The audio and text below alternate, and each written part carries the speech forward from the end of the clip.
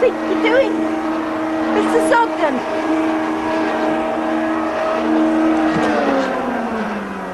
I said, what on earth are you doing? It's only just gone 8 o'clock. Yes, I know. Well, I thought I'd wait till 8. I was going to start early, and I thought, no.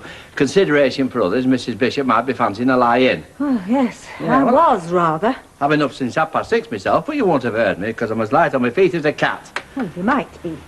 That's hardly an advantage, is it, if you're going to start switching the vacuum cleaner on? Well, you see, I've always been used to getting up early, get the circulation going. I used to leap out of bed and do 50 press-ups once upon a time. Now I settle for pushing something about like that. Really, Mr. Sugden, there's no need for you to be vacuuming or doing any housework at all.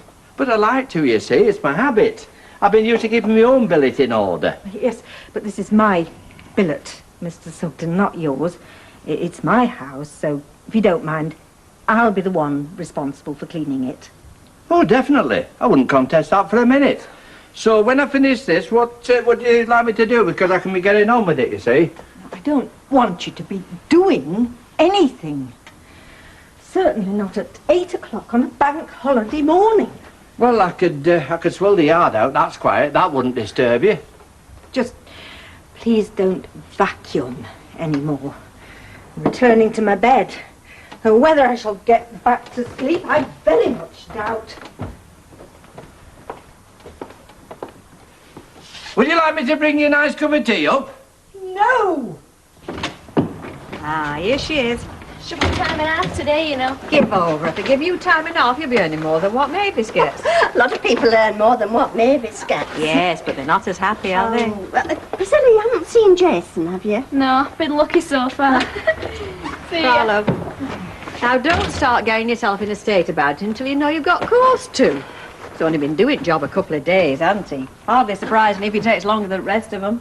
Yeah, just as it would be hardly surprising if he's been beaten up by Wayne Pickles again. No, I mean, Wayne's a nasty piece of goods, I know that, but he's already had one go, hasn't he? I can't see him having the time, the energy or the interest to mount a long-running campaign. Anyway, here he is now, see. Thank goodness. Everything all right, Jason? Yeah, why? What's happened? Nout. You haven't come across Wayne Pickles again? No, why? Has he been here? No, he hasn't. Mavis was just wondering, that's all. But you will let us know if you've any more bother from him, right? Not that we expect any. See you this afternoon, love. Yeah. See ya. Bye, love. All that is necessary for the triumph of evil is for people of goodwill to do nothing. Triumph of evil? Mavis, we're talking about Wayne Pickles, not Benito Mussolini. Put yourself in Jason's shoes, Rita, and it probably seems much the same. I'd much rather look after them kiddies, you know, and let you two update to yourselves. Yeah, no, you would, but you're not going to. No, because I'm having them. Right, just as long as you let me babysit tonight, then, and you two can go out for an hour. Yeah, okay, might take you up on that. Right, come on, you, say goodbye to Grandma. Bye, Grandma. Bye, Nicky. Bye, little Sarah. See you tonight. Listen, Sarah's feet's in the fridge. I so know, what are you gonna love, I know. Ta-ra. do? Right. He is good with them, isn't he? Only 'cause I trained him. Oh. Hey, listen, Gail, when we get to this shop, you will tell me if my outfit suits me, won't you? I mean, you'll be really honest. Only if you're honest with me about mine. Get halfway a figure like yours you can wear out. Me, I've never been easy to fit. If they fit on waist, they're wrong on hips. They're always too long. After I'm turned up, I mean, I think that spoils them. Love, you don't think I'm being too extravagant, do you?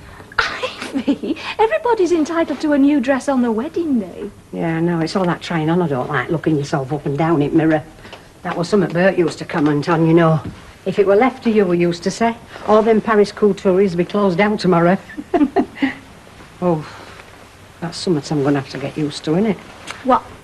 Not talking like that. Not saying what Bert would have said. Whatever will Don think if he hears me? Right, thank you very much. Hello. Oh, hello. Mrs. Stubbs, isn't it? Jason's mother. Yeah, for me sins. How are things with you, then? Oh, well, yes, they're fine, thanks. And I hope you don't think we're not keeping an eye on the situation. What situation's that, love? Well, I'm sure Jason must have mentioned something. Oh, he mentions very little, does that one. No, I say to him every tea time, our school today. He says, OK. I say, good. End of conversation. I don't know whether it's a sign of a deep thinker or of a kid who doesn't think his man's worth talking to. Oh, have you got any reels of cotton? Yes, we have a few. A dark blue one. Right. Hello, love. Hello. Oh, hello. Any road, what situation? Well, I'm afraid Jason's meeting with some hostility from the lad who used to have the round before him. That's 45, please. Oh, I see. Thank you very much. So, tears in his jeans I'm buying this for. They weren't made when he slid down a bank in, which were tale, he told me. Well, no, I think it's more likely they were a result of a fight he had with this other lad. Well, I am sorry, Rita, but they were. I was saying now. No, well, it might be more helpful if you did. You see, well, I think this other lad's trying to intimidate Jason into giving up the round. Oh, is he now? Well, I'll have to call in here more often, find out what's happening in my son's life. Although, I think these things are best left to them to sort out. You generally only make matters worse by interfering. You do? Yeah, I'll see you then. Ta-ra, love. Well, I must say I am rather surprised. So am I. I've never seen anybody more hell-bent on stirring things up. Thanks, love. It's a good job you weren't in Foreign Office, otherwise we'd be in the middle of World War III now. Or 4, or 5. I'm not trying to stir things up, Rita, nor am I prepared to turn a blind eye to it, which seems to be what both you and his mother are intent on doing. I just think Wayne's made his pathetic little point. We won't be hearing from him again. No, you won't need any of that. Excuse me, Mr. Sutton. I have been shopping for quite some time, and I think I should be the judge of what I need and what I don't. But I can show you how to make lovely gravy without a lump inside. You don't need that artificial stuff. Don't they make you feel all broody, and these little jars of baby food? I can't afford to feel broody. Anyway, they don't, not really. I'm just not attracted to the idea of babies at all. Neither am I. Messy little blighters. Apart from family allowance, they've not got a right lot to recommend them. They don't need recommending to most folks. They keep on having them no matter what. Oh, now here's a man as could have fathered a whole tribe of kiddies as far as I'm concerned, and they'd have been right grandans. Too late, is it then, Percy? What I think is we can do without that kind of talk, thank you very much. I'm sure Mrs. Bishop isn't interested in your indecent flights of fancy. Stay again, isn't it? Yeah. Oh, yeah, it's I've not heard so you've got bad. your feet under the table. She must have something I haven't got, that's all I can say. I've been awfully furious for him to come and stay with me. Oh, well, Anthony's just playing hard to get. I mean, he's gone to Emily's just to make you jealous. I'm not playing hard to get her any such thing. Now, thank you, Mrs. Roberts, not to put ideas like that into her head. She's got enough there of her own. Hey, I'm a good cook, Percy. You wouldn't go hungry at my house. I don't go hungry with Mrs. Bishop. I'm very happy there, and I trust Mrs. Bishop's happy to have me as well. So what's that, That's 388, please, Miss Bishop. Oh, yes. Oh, it'll be if you were the only girl in the world and I was the only boy in a minute. I've warned you once, keep your daft notions to yourself. Now, the mean of Mrs. Bishop are interested in them. Oh, what talk, Mrs. Bishop this, Mrs. Bishop that. Thanks, Sally. She's got you just where she wants you, Percy, make no mistake. Well, you haven't, so that's something to be grateful for. Listen, we're going to Rovers for a drink and a bite to eat, if you can fancy it. Yeah, of course. I'll just get right shoes on it. Right, love. Now have a new hairdo if it'll do the same for me. For the last time, you silly old woman, I'm staying with Mrs. Bishop as a guest. And if I hear you suggesting anything else, I'll have the law and you'll have you locked up as a public nuisance. In my experience, folk only talk like that when they've something to hide. Mrs. Bishop and I, we've got nothing to hide. That woman's a menace. She ought to be behind a locked door and under sedation. Any road, you know where I am if she gets tired of you and chucks you out. I do, and I shall keep well clear. Hey, Percy. Hey, all this rowing in the street ain't going to be a regular thing now you're staying at Emily's, you know. I mean, it lost tone at street. Well, you tell that to her. She's the one making the insinuation. Yeah, but you can understand it, can't you? I mean, you know she fancies you. And now she sees you settling down with Emily. Settling down? I'm here as a paying guest. Hey, now listen, Percy. If you're having trouble with your love life, you've got my sympathy. But you can't go shouting in the street in broad daylight. I am not having trouble in my love life. Hey, you're just boasting now. Thanks, Tom. I haven't forgotten that, have I? Well, if you have, I have as well, love. Hello. Oh, hello. And I thought I could sneak in and sneak out again without anybody knowing. Oh, you've no chance round here, kid. Yeah, and I've just been conducting a bit of business with Betty, haven't I, love? Well, I've tried to talk him out of it, but he does seem dead set on marrying you, you know. Is this at reception then? Yeah, don't let her see that bit of paper. I won't. I'll go and do my sums and I'll let you know what the damage is. Right, tell her. Right, what's everybody having? No, I'll get these. No, you don't. I'm still courting you. You take all the advantage you can. Hey, yo! I thought you said you were working. You're doing no such thing. I was working earlier, my little swamp duck, but now I've stopped. I'm having a civilised conversation with Michael. Hey, don't drag me into this. Well, I wish you'd have told me you weren't working. We could have gone shopping, couldn't we, to get them a wedding present? Really, what you having? I'll have a gin and tonic. That's why I didn't say now, innit? Actually getting married this time, is she? Looks like it, unless Donald decides to do a runner to South America. Won't find me get married again. Tried it once, didn't suit me. It doesn't suit me, really. See, I'm basically a free spirit. I'm not your domestic animal, you see. Why don't you leave her then? Eh? You're Vera. Divorce her. Get rid of her. Get back to being a free spirit. That's what you really want. Not as easy as that, is it? Why is that then? Well, I mean, it'd be all right for me, yeah. I mean, great for me. But it'd kill our Vera. She would fold up. I'd only be gone a week, she'd be a nervous wreck. You are a martyr, Jack. A real martyr. 2 more over here, Gloria, when you got a minute. Large scotch. So Percy said, oh, what did he say now? He said he weren't having trouble with his love life. Oh, that's right. So I said, you're only boasting. Must be a funny old household, or old person, Emily, yeah? Hey, that would be something really funny household, me and you. Oh, yeah, there's bound to be. Hey, what about them dresses? Did you try them on? Are they all right? Oh, hers looks lovely. And so is yours. She looks every inch of bright. Oh, a little bit too long as usual. I had to leave for him to turn it up. Yeah, well, just make sure you remember, bills for both of them come to me. No, Don. Yes. And you know, Gail Townsley, I don't want anybody else spending a penny on this shindig. Hey, well, I was thinking about buying a new frock, Dom. Well, you go right ahead and buy one then, Mary. Let's get your jacked up. Here we are, sir. That's the total, including VAT and service. And you get little chocolate wafers with your coffee. Thank you. Yeah, cheap at half the price, yes, love. I'll have that. So that's a definite booking then. 4 p.m, 13th of June. We'll be here. How much is it then? Let's have a look. No. Don, this is not going to be a lot, is it? I mean, there's going to be other expenses. I don't want it ending up costing us a fortune. Well, it better cost a flipping fortune. This is not going to be some all-in-the-corner affair. This is my wedding to the most wonderful woman in the world, and I want the world to know the fact. So you just forget about the money. Put the money right out of your mind. I'll deal with all that side of things. Right. What's anybody having now?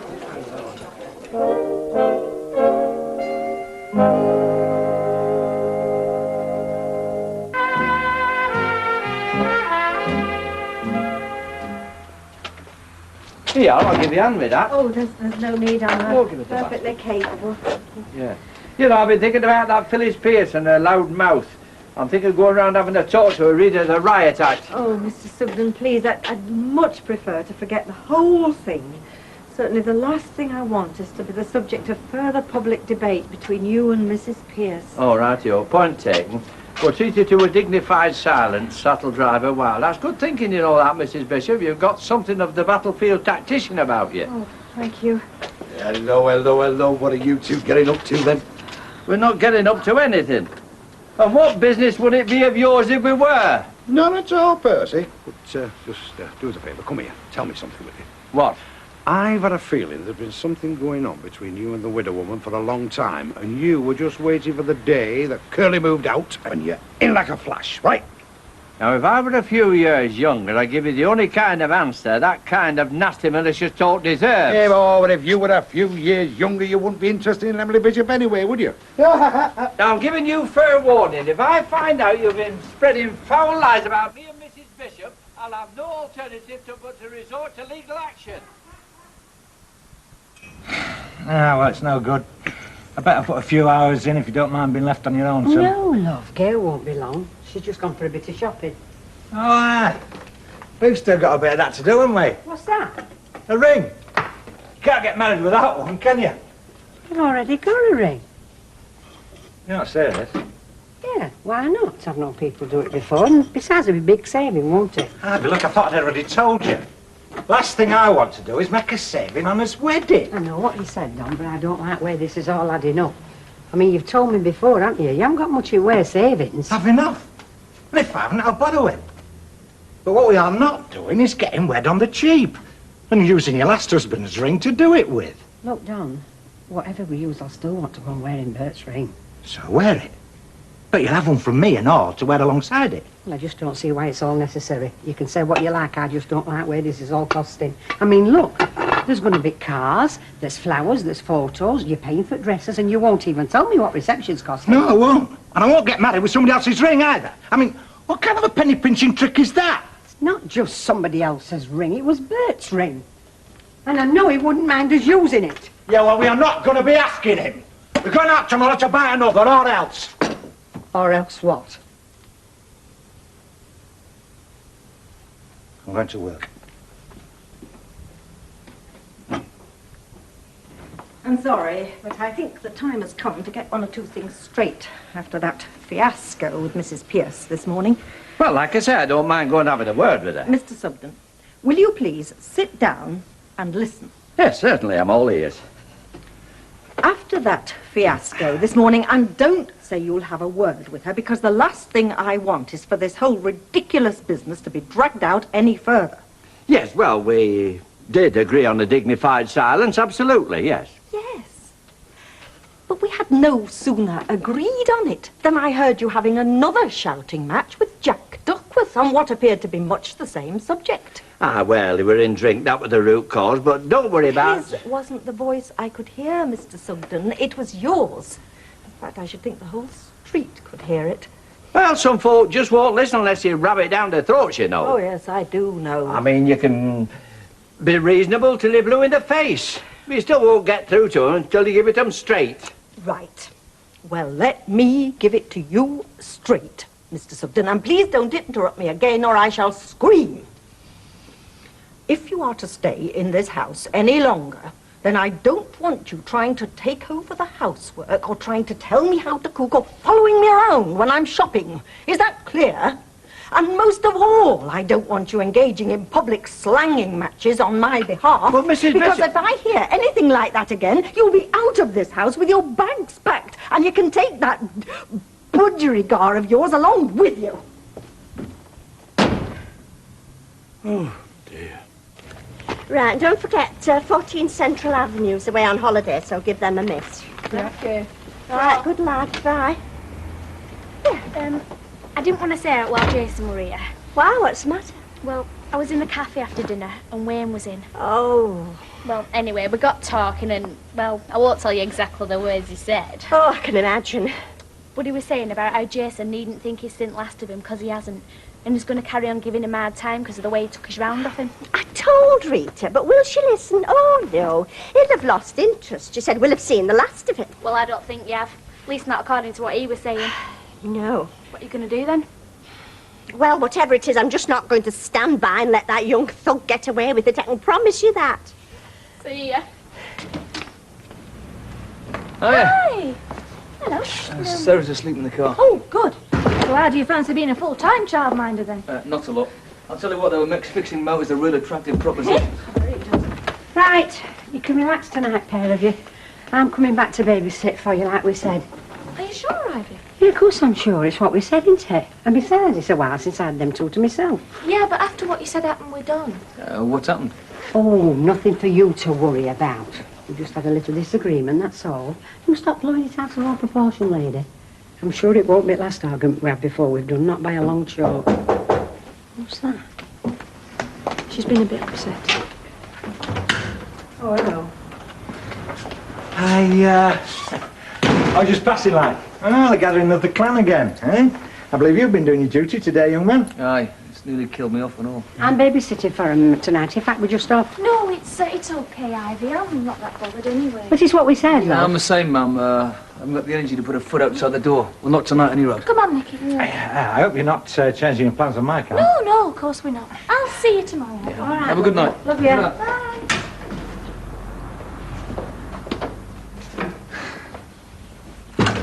They're very good to you, aren't they? Very considerate. Which is more than I've been.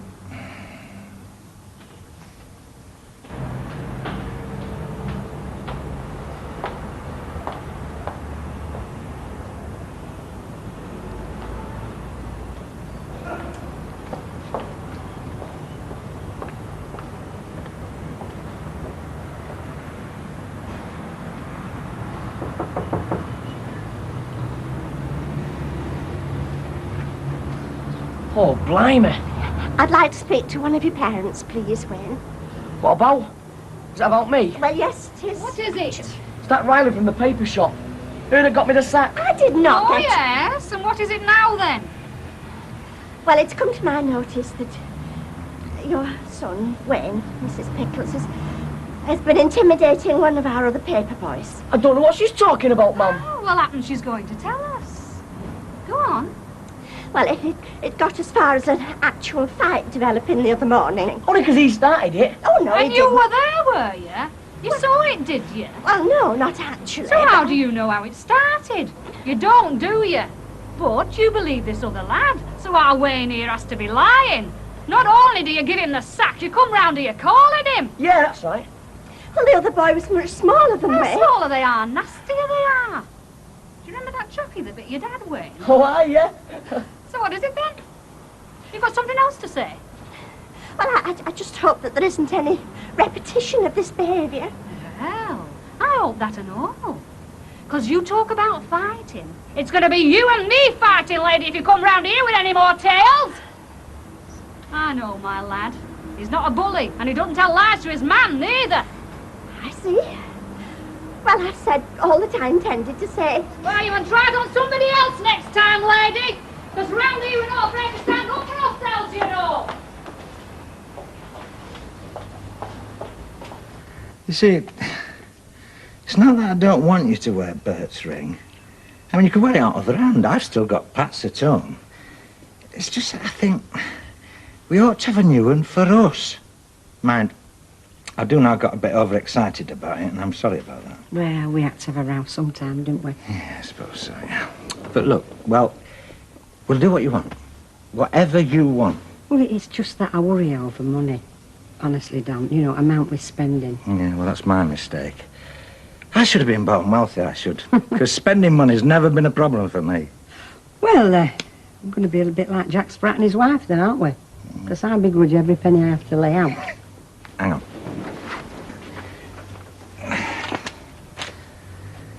That is what the reception's going to cost.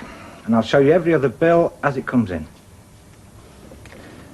I'll go with you to Joe's tomorrow. No, only if you want to. I do. I think you're right. We should have a new ring, shouldn't we? There's going to be a new start, isn't it?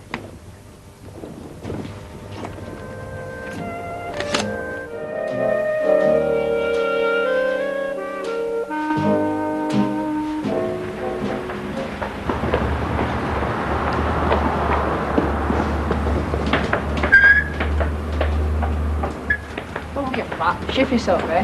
Free country, big bonds. That's what you're Betty. Oh, what's up, mummy boy? You scared? A rubbish like you? You're getting in the road or what? So make me then. Get your pig in hand up that now. It's a shit.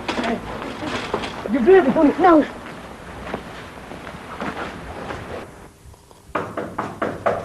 No, Vera, you cannot wear a sequin miniskirt in church. I wish you, love. I thought it was that pest Vera come early again for another fashion conference. She still tried to get you to wear that frilly blue garter of hers. Oh, she's like a big daft kid. She's more excited about this wedding than I am. No, she just shows it more. Listen, the shop said that your dress is ready. You can go try it on any time. Oh, we'll have to go after work, love. At dinner time, we're going to town to look for a new ring. It's all. Go with it. Yeah, beginning to wonder, is it worth it all? Go on, you don't mean that. Oh, I don't know. It's not been a bad life these last few years, has it? A bit quiet, but at least I knew what to expect up next corner. Is that what you want? To know that every day is going to be the same? I've always valued security, Gail. It's not important to some folks. I mean, they just live for today. Yeah, like me, ma'am. Don't say I'm way inclined. Not that it's as bad. I mean, nobody could be as irresponsible as her. And... Sorry, love. It's all right. I know what you mean. So, Don's a bit of a risk taker. That's good. Is it? Yeah. Two mad gamblers, and you end up broke. Two careful savers, you end up bored. You've got the best of both worlds. Morning! So how's the blushing bride this morning? I'm not a bride yet, you crazy. Do you know I can't wait, me? I love weddings, as long as they're not my own. What happened to our Jack? God forbid, I'd never get wed again, no way. Mind you, I'm not cut out to be an housewife. I'm not cut out to be a plaything. Vera, when you finish talking rubbish, can we get a crossroad to work? Hey, have I told you about my new outfit, kid? Yes, Vera, several times. Do you know there's only one word to say I'm going to look, and that is gorgeous. Well, happen you better walk down aisle then, love. Hey, well, just give me the nod, kid. I thought you just said you'd never get married again. Well, for her, Don, I'd make an exception. He's got a right little twinkle in his eye, him. I told her she should borrow me garter. Oh, that silly sort of nonsense never appealed to me, Vera. Hey, but I bet it appealed to him, though, kid. Do you want to lend her my black sexy night at wedding night? I bet she'd have more luck with it than I did.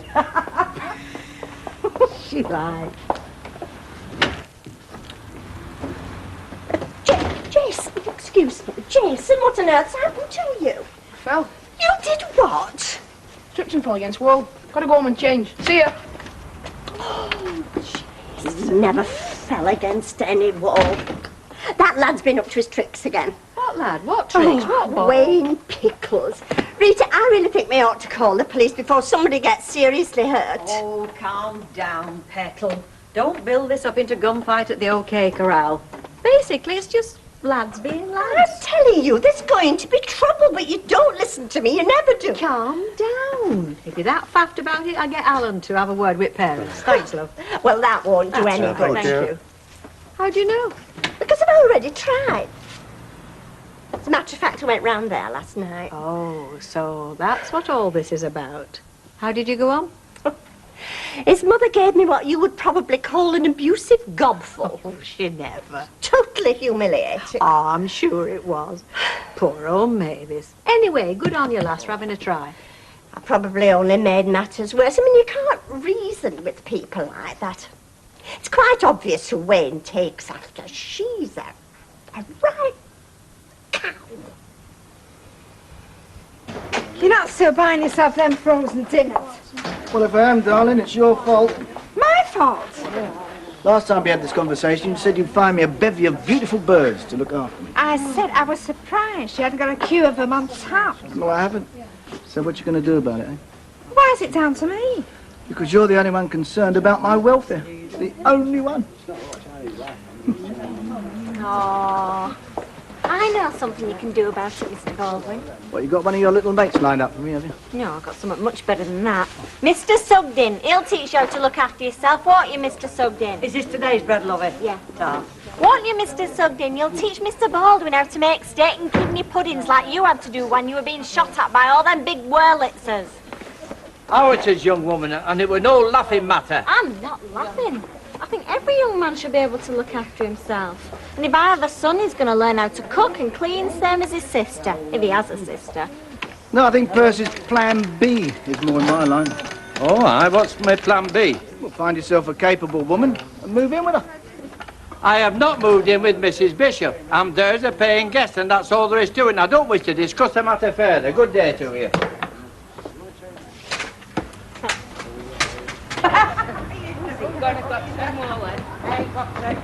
Hey, that's another thing I like about him. He's always punctual. You don't keep a lady waiting when you're going to buy her a wedding ring. Oh, hey, fix them at knockout, kid. Hey, it won't be one of those half-inch wide, 3 types of gold with little arms and grave jobs on. I can tell you that for Aye, it sounds belt, so why not?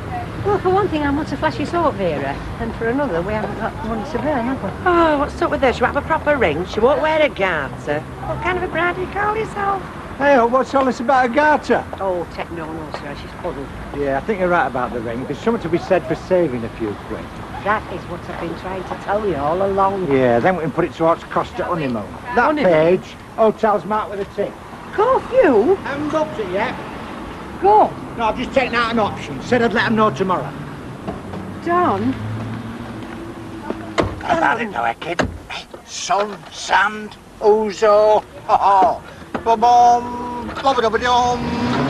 Oh, won't he not lovely, blessed? Just like little Wills when Fergie got wet. He's not going dressed like something out of no flipping Gilbert and Sullivan. He were dressed like a sailor boy with Andy being in the Navy. Well, maybe Nicky should go as a miniature cab driver then. Now listen, no, come on. You've got to get him a proper little suit with a dicky bow and everything. Do you fancy your first proper little suit, lover? No. Or a kilt's nice. Ma'am? No, you get page boys wearing kilts. These days you don't have to be Scottish. Ma'am is wearing grey flannel shorts, a nice white shirt and a tie. No, I'm not. No? Well, what colour then? I'm not being it. It's stupid. No, it's not stupid. Now listen, I bet your sister wishes she were old enough to be a bridesmaid. It's all right for girls. Boys look daft. I wonder if Di had this trouble with William. Who says boys look daft? Everybody. Billy Fletcher.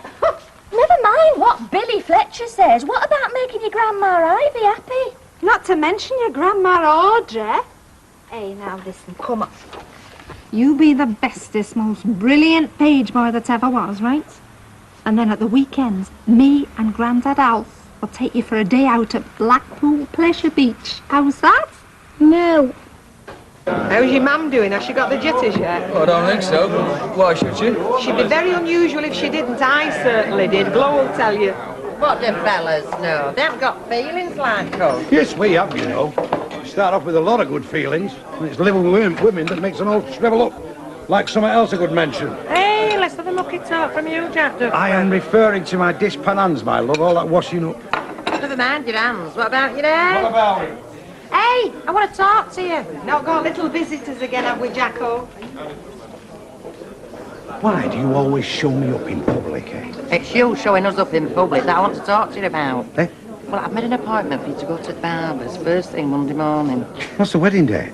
No, wedding's not wild too. You'll have time for a cut and a blow and a dry. There'll have no poncy blow dry. And I want you straight home from work tonight, because we are going to buy you a new suit. Oh, well, you know, I do appreciate your generosity, Fee. I really do. Thank you. But you don't have to thank me. No, I didn't mean I'm paying for it. I thought you were buying it. No! We are choosing it, but you are forking out for it. I can't afford a new suit. Look, Don and Ivy don't want a best man turning up looking as if he's walked out of Steptoe's yard. And neither do I. Yeah, but it's £100 or more, isn't it? All right, I'll go house with you. And sub you at rest. You're a gem. To be paid back at £5 a week. It's a wonder you've not mentioned interest yet. Hey, don't put ideas into my head. Sorry, whatever have you done to our Percy? Me? Nothing. Why? Well, it looked like a whipped puppy when I saw him this morning in Aunt's place. I did have occasion to speak to him about a couple of things, that's all. Don't tell me something actually percolated. Well, as a matter of fact, it did. I think he took it very much to heart. Why, whatever did you say to him? Well, possibly a little too much. Was he very down? Well, I'll say this, love, if he hadn't have had his cap on, I wouldn't have recognised him for the same chap.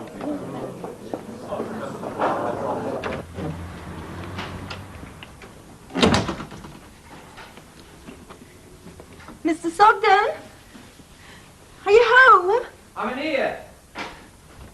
Only, I was thinking about what I said to you yesterday, and perhaps I did express myself a little more strongly than was... Mr. Sogden, what on earth are you doing? You know, I'm surprised at you wearing out like this. You can practically see through it. How dare you? No, I was just thinking a nice warm winter yet would have been more sensible. You've got to watch out for the rheumatics at our time of life. Mr. Sugden, is nothing sacred to you?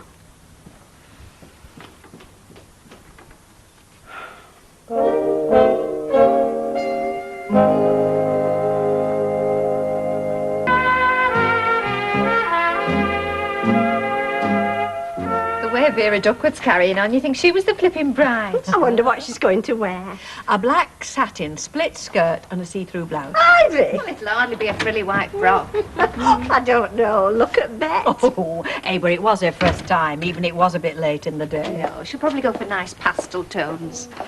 I would choose powder blue myself. Oh, cream's nice for a summer wedding. Or beige. No, they don't suit me, those wishy-washy colours. They make me look sallow. I think turquoise is always very flattering. No, it's too strong. It drowns me. Mavis, talking about Ivy's wedding, love, not yours. Oh, yes, I know. Well, I'm sure she'll look very nice, whatever. Yes, Mr. Sugden. Back to brown envelopes, please. Oh, I'm sorry to keep you waiting, but it was girl talk. Doesn't matter, I've nowhere to rush off to. So how is Randy taken to his new digs? I'm sorry I can't comment on that. Oh, classified information, is it? Do I have to get onto MI5, budget division? No, Mrs. Bishop doesn't like me discussing domestic arrangements. Oh. Thank you. Thank you. Good day. Good day. Thinking, eh? Well, I knew he hadn't taken well to retirement. But poor old soul's like a pot balloon, isn't he? I gather him and Emily have had words. Oh, makes you wonder if Ivy's doing the right thing. What's Ivy got to do with it? Well, taking a fella under a nice, peaceful roof. It's not roses all the way, you know. No, and it's not roses all the way being on your own either. Is it, Gloria? Oh, I don't know. He can be a right stubborn little beggar when he wants to be. I don't know where he gets it from. Well, not his Granny Audrey, obviously. Me? I'm like butter. You can do anything with me. Ask Alf. What's happening then? Gail's working on him. You know, subtle persuasion. And if that doesn't work, he'll get a clip round the ear. Orange ice lolly, please. Do we help myself? No, you don't. Right, sunshine, you kept out my road all day. You're going nowhere till you tell me what's going on.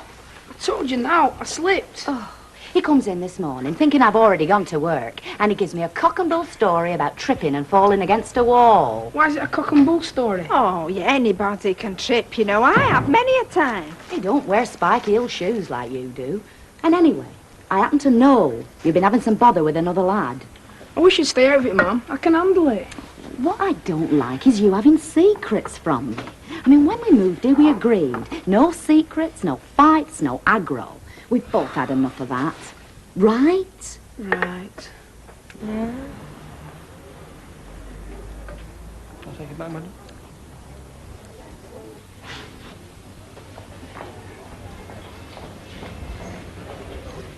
What do you reckon? Oh, it could have been made for you, sir.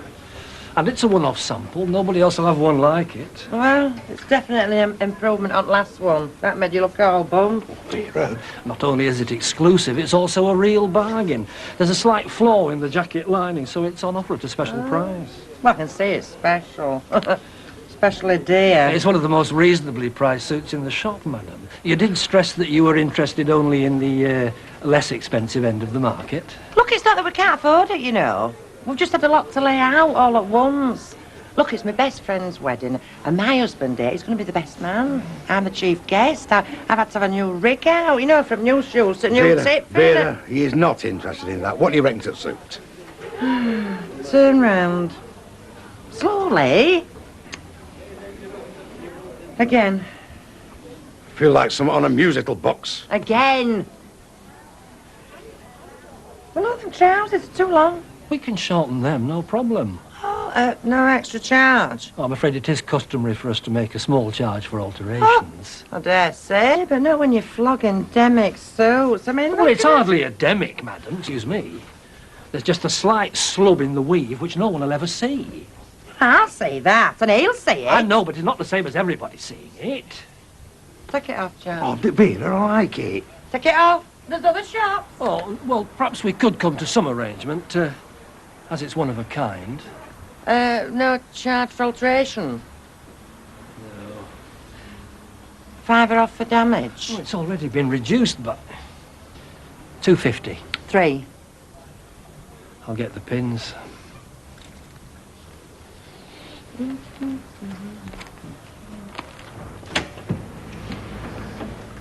Oh, hello.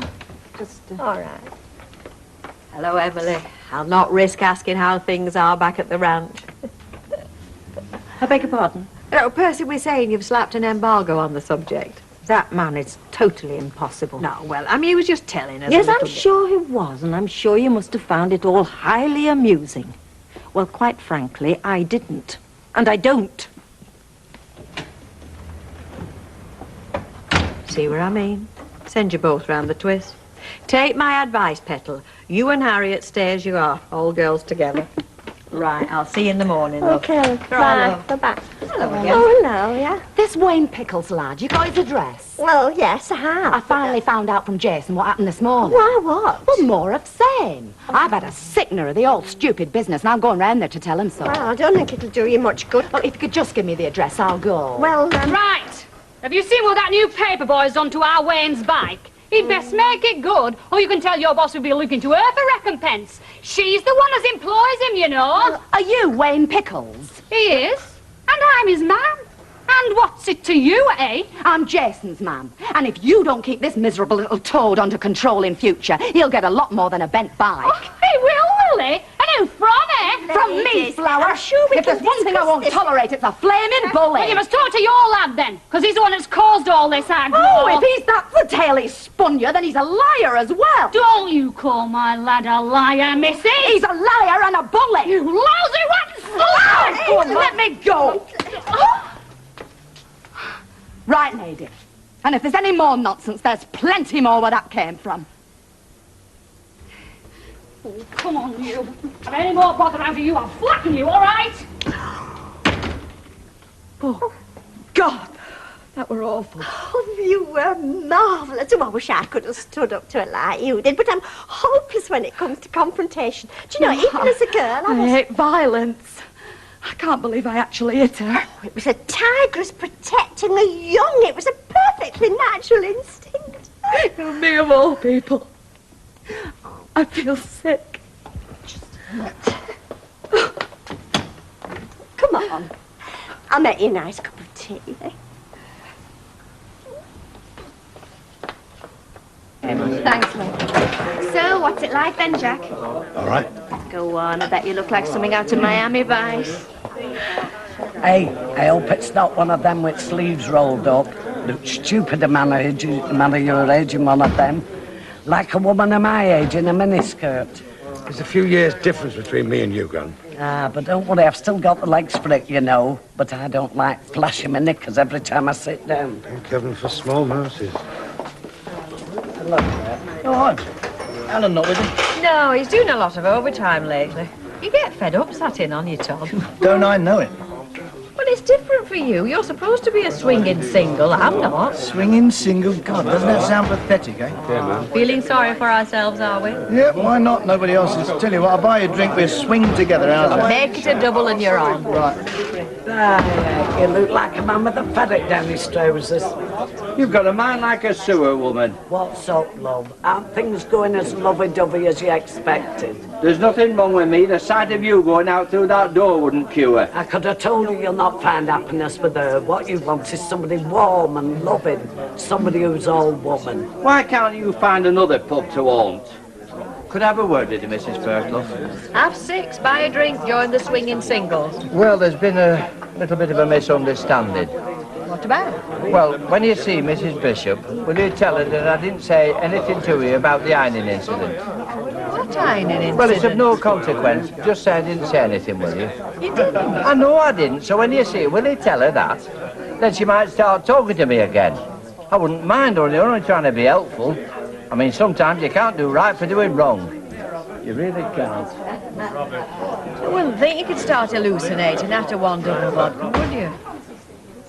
A lush green island covered with ancient olive groves, cypress and pines. John? Bright shingled coves and sandy beaches, lapped by limpid blue-green waters. But it's such a lot of money, Don, Don. yeah. Ivy, listen to me, will you, love? I know we're lashing out a bit, but this is the last time around for both of us. A whole new chapter. One, I suppose, that neither of us really expected to happen. But it has. And I, for one, think I'm a lucky fella. So why not make the most of it? But we've got to look to the future, Don. It's future I'm thinking of. It's all very well saving up for your old age, but will you want to go paddling in limpid blue-green waters in your old age? Dance under bright tropical skies in your old age? Let's do it now, love, while we're still young enough to enjoy it. At least we'll have some bloody good memories, eh, kid? Well, I dare say we can come to some arrangement. Will you swap with him, Glo? What's this for, then? It's Don Stag do tomorrow night. Oh, you're not still going on about that flaming pantomime, are you? It's not a flaming pantomime. It's a marriage between two very nice people who've both been through the mill. Exactly, which is why they should keep it low-key and not turn it into a 3-ring circus. How's it a 3-ring circus? Well, you haven't been in my factory last couple of days, have you? I know more intimate details about what his wife's wearing under her frock than I do about my own wife, Francis. And she's not even the bride. Hey, Jack, I can't wait to see us both in his new outfits. Do you know, for once, us Duckworths are going to be shown some respect. As long as they don't make a botch of my alterations, with you asking to do it on the cheap. Ha! Hey, the one dare, Kate. And when you pick the suit up tomorrow night, we'll have a dress rehearsal before you come into work. I'm not going to work tomorrow night. I'm going to Don's stag do. You're not going to no stag do? As best man, it is my bounden duty to make sure that the groom doesn't alive home Kaylight. Oh, aye. And what about the best man arriving home Kaylight and making a right plonk of it the next morning? Would I do that, my sweet? No, my sweet, because you're not going to get the chance, are you? Look, we're going to have early nights. I want you up bright-eyed and bushy-tailed when you get to that church. So you'll have to tell Don. He'll have to do without you. He'll understand. Well, looks like I won't have to swap my night off after all, then. Don't you believe it, darling? There's one stag do I'm not going to miss. Sir Joe. I'm crazy all for the love of you. Hey, quiet, right, you lot. I reckon we should start a kitty. A kitty? Yeah, it's only dinner time. Hey, now, give over spoil sport, or, you know, get your present. Look, by rights, it should be Baldwin putting his hand in his pocket. But him being a skinflint, you know. Yeah, not to mention an all-round toe rag. Yeah, right. So it's up to us lot to give Ivy a good send-off. Yes. So all you lasses that want a few bevies, come on, get your money in here. I'll start it off with a fiver. This is your friendly neighbourhood boozer doing you proud, Yeah, they're off. And I was specking on a quiet lunch hour. Me and all, I was planning on meeting Don and his taxi driver mates downtown for the stag do. I thought you were banned from that. The best man, banned from the stag do. I thought Leah had banned you. No hen party for her, no stag party for you. No, she's got a face to do. You know, she uses these mug packs. I think she should get her money back.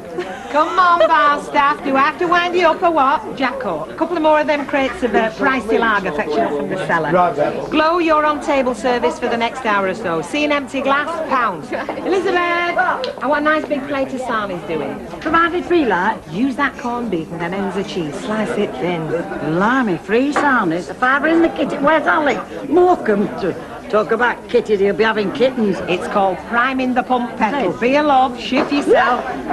Weddings, I mean, what are they really when you come down to it? I tell you what they are grit. Grit in the wheels of production. When you've got a workforce that's 99% female, well, come a wedding, you might as well close up. You're wasted round here, mate. You should be running a salt mine. Oh, really? I thought you were the communist round here. Yeah, I would be if I was working for you, China. That'd be the day, mate. See you. See you, though. Yeah, same for you.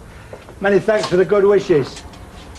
Kim is unbelievable. I mean, all right, he's got me down as the Red Menace, but you'd think Ivy deserved a few kind words. Yeah, well, he's had a bad time, and you've got to make allowances. Mind you, it's to be hope he doesn't pack up. I mean, with all the factory trade and his pricey cigars. Oh, Don, before I forget. Ivy's got a big order. She said she hoped you'd call in to collect. Yeah, the booze and such for the end party. It's down there, Alfie, by themselves, those two big boxes. We said, didn't we, Alf? We said at least Ivy's starting the way she means to go I out. never said that. Oh, Struth, I hope you're feeling strong, Don. God, love a duck. Where's the spinach? Hey, what about these then? Have a hat. I'll come back for them. Oh. Much obliged. Hey, there's a high old time at Rovers. How do you mean? Well, I just popped past and they had a racket.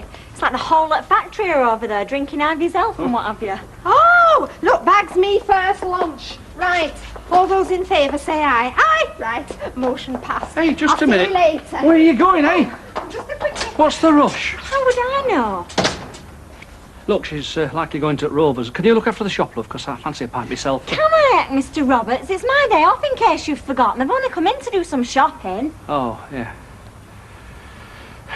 I was walking down the streets. Oh, I ask you very confidentially. I suppose this was your daft idea, madam. Well, it echoes like I was going to get something simple and homely, like a toaster. That's right. I mean, I suggested bed socks. It was Emily Bishop who kept on. I'll tell you what, it's a good job I'm broad-minded, isn't it? Come on, now don't get up with it. You could find yourself tied to a lamppost with a ball and chain round you. 44 years since D-Day, and here I am, one of the chaps that got Rommel out of Africa and Von Rundstedt out to Europe, and I'm on the scrappy. That's no way to talk, Percy. Anyway, I'm surprised you're not over there trying to get away with the talent.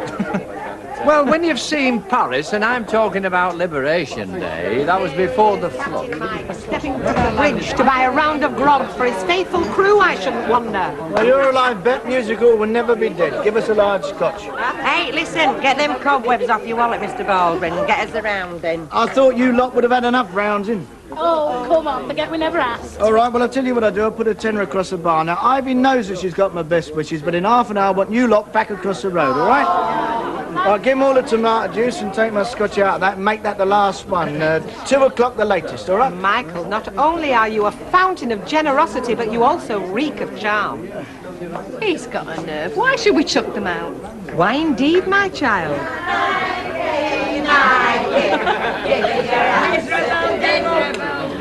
Oh, hello. No. Oh, you little lot, picking me order up for me. Did Alf give you a bill? No, scrub it, he says, on the house, he says. A little token of his gratitude for your custom over the years. He never. How did you guess? There it is, down to the last jar of shrimp paste. Blimey, the man must be a millionaire. Mind you, Audrey can spend his money for him. She's in Rovers right now getting shut for his brass. Doing what? She's buying all girls' drinks. You're not still in there boozing. You won't, Coco. We've gone through Kitty, got Mike Baldwin to cough up, and Audrey's now throwing house fivers away.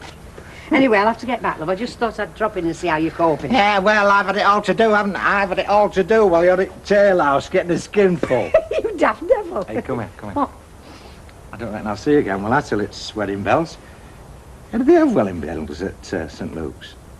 Be trouble if they don't. Well, they can have chimes or blow a whistle.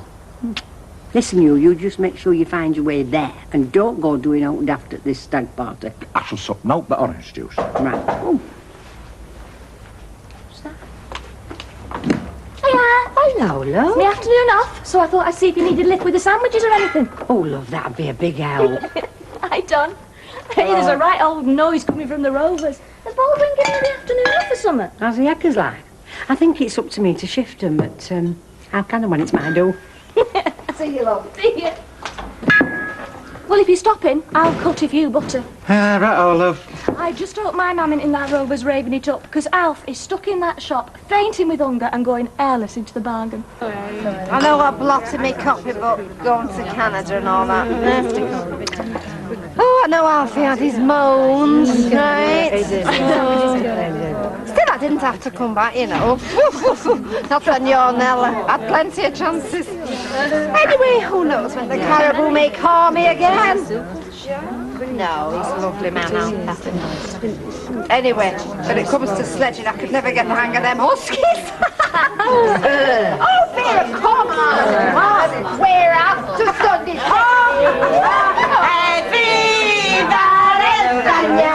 What chances will she have, eh? Trap her down. Can you see her with a mountain? Is it the Mounties what you would, or is it the Sherpas? Eh? Hey, I just had a funny thought. Well, we should have been back at the Bastille half an hour since. I know I've said it, but nobody's took a blind bit of notice. It's gone past caring now. He's catching. He's done, you know. Don is what you might call a free spirit. Yeah, I thought he was a taxi driver.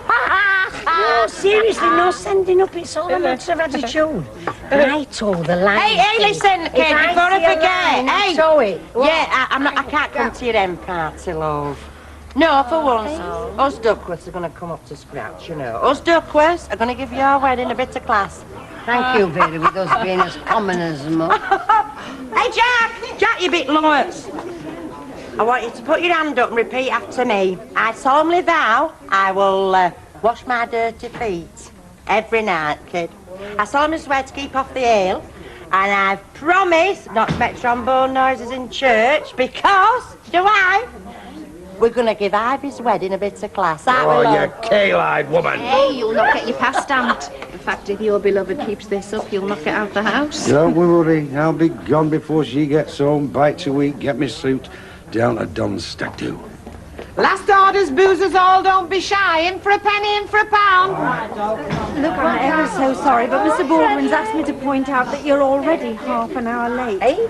Well, I mean, I wouldn't have come. I'd have told him to issue his own ultimatums, but I thought it best to warn you he's in a very bad temper. Sit down. Oh, good, but he is. Come on, join the fun, kid, have a noggin. Hey, listen, shall we have one last song before we go? Coming round the mountains when she comes, when she comes. Coming round, come on, say when she comes. Hey, come on, join the choir. Wearing black lace, wearing black lace. Here we are, all lined up. One for the road, beggar the band of all. Who's paying? Oh, now these are on me. I've got a rich husband.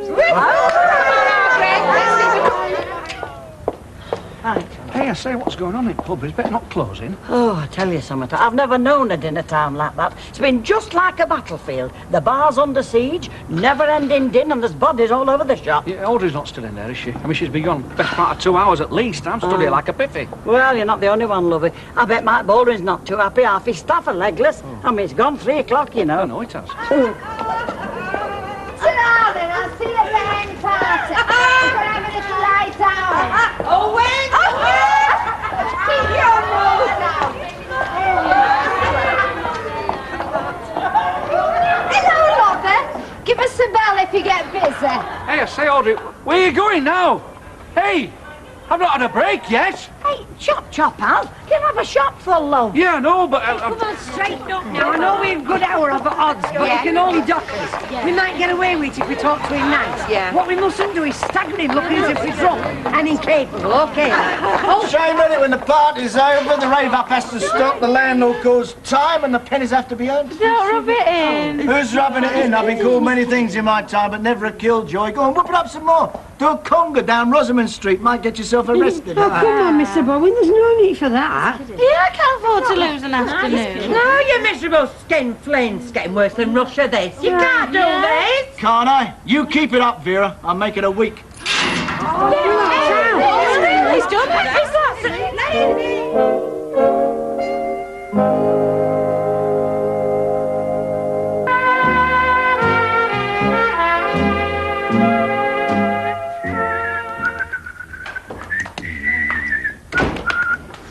Well, if that ain't the living end, I tell you. Hey, your best mate's getting wed and you go for a few bevies and after all that, it's a lockout, yeah. You were warned. I've never seen such an exhibition. Hey, what's that with the aftershave? Where you should have to... I'm going to pick my suit up, aren't I? Oh, aye. Hey, we'll make sure it fits. Right, ma'am. Any more orders? Hey, and no crafty moves either. Crafty move? Yes, I can read you like a book. Aye. Who's been stirring it then? Nobody has to stir it, do they? I'm not daft, you know. You'll be coming home with a real jazzy suit, you. It'll be, put that back of the peg. I'll have that the wife didn't like. All this mistrust and there's no need. There's every need with a bunkie like you. That's why you can hold your water. I'm coming with you. Hey, now you can stop this. See?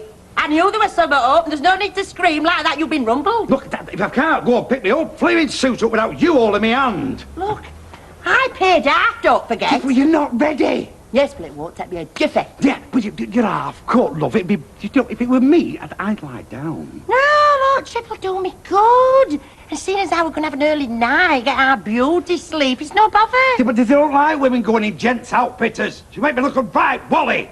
Come off. Oh, ha, we'll go then. I know where it is, you know, I'll catch you up. Fee? Oh, be reasonable. No, I'm sorry, no. You'll be coming home with a suit more fitted for a knocking shop than a church wedding. So listen, I'll come with you. Right? Come on. Afternoon, Squire. Suit ready, is it? Just having the stride stuck up a turn. Pardon me. What my husband means is he left his trousers for alteration. You know, him being short in the leg. Of course, yes, I remember. The fawn stripe. That's right. Excuse me, I won't be a moment. Oh. If you're going to start showing me up. You show yourself up, you, when you open your big fat gob. Strides, for Pete's sake. Can't you talk flaming English, eh? Huh? Would Sir care to try the trousers for fit? If we tried everything on for a fit mate, I'd still be at home with my mother. Look, get 'em off. You're not shy, are you? I'll tell you what. You try 'em on. I was thinking about getting a shirt and a tie so I could see the whole ensemble like. Good idea, certainly, sir. We have a very wide selection. Hey, you could do with an hanky and all, no fruit. Oh, I thought you were there to wipe me flaming nose. Now this is me. Oh, the red would go very well with the fawn. Oh, yeah. Go lovely with your eyes. Having that, you don't think. You, I shall pick my own flaming shirt, go buy some a balaclava or something. Oh, put it back, man. Have you no taste? Have you no breeding? Won't fit you that. Look, it's slim fit. Of course it will. Look, will you tell him? Won't fit him. I am having that shirt. Get your flaming maulers off it. Oh, it's all down to training, Mrs. Bishop. Can you imagine it in the Normandy beaches with that mob? And who takes the brunt, eh? Folk like us. The NCOs, Mrs. Bishop. I'm not sure I follow. Officers on the one side, troops on the other. Life's lance jacks taking flak from all quarters. That's us, Mrs. Bishop. There's a kind of no man's land, I suppose. No, not wishing to be nosy, but were you in the ATS during the war? No, I wasn't quite of an age. Well, I had a lass under me at Catholic cookhouse who was in sole charge of puddings, but I couldn't trust her with the porridge. And anyway, there's no room for a woman in a field kitchen. Mr. Sugden, the thing is, having rooted the girls out of the Rovers and worked through the lockout, I'm not sure I'll be all that welcome at the hen party tonight. Oh, then you might be looking for an alternative diversion. How about Colditz? I beg your pardon? It's a board game. It's based on the castle, you know, the prison camp. Now, the first one to escape is the winner. I'll nip up and get it.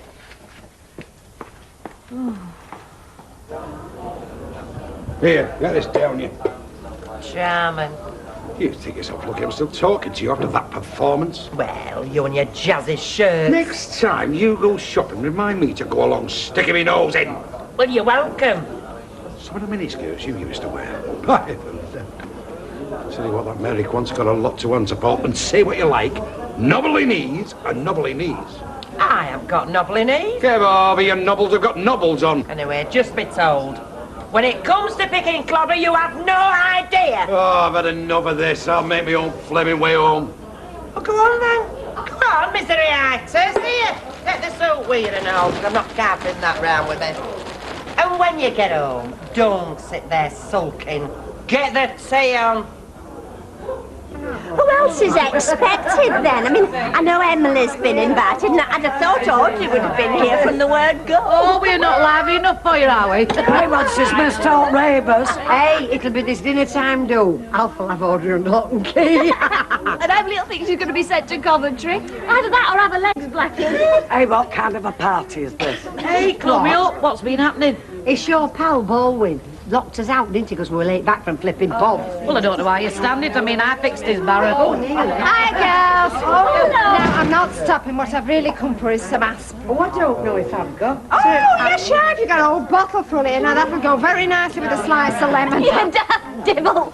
I thought you weren't coming. Well, I spiked his hot milk, but it took him ages to nod off. Oh, I'm sorry. It was just this unfortunate business at dinner time. Oh. Hey, what's all them tar and feathers in kitchen? Take no notice. What can I get you, Emily? Oh, a stiff sherry, please. Sherry? I could use a strong drink. I've just escaped from Colditz. Oh, hello, she's cracking. I'm used to never manage Percy something. Hey, up. What's this? I thought you swore you weren't coming. Yeah, well, I've changed my mind. Hey, what you doing then? Apparently she just escaped from Colditz. Very large drink, is it, Vera? Can bet your life. I don't see why Emily should be to blame. I mean, she was only giving good advice, and if you will, drink during working hours. Oh, I don't mind that. It's when they expect you to work during drinking hours. Here we are. I can hear all this clucking. Could this be a hen party, I said. Another soldier on parade there. All their best, I think. Love, thank you. Nobody in tears yet. Even you, maybe, so you dry-eyed. Oh, I can see this party wants taking by the scruff of the neck. What's she like? Why don't we play charades? Oh, if we had a bus, we could go to Belstaff to get free bubbly there with them parties. As it is, falling behind, start the music. Come on.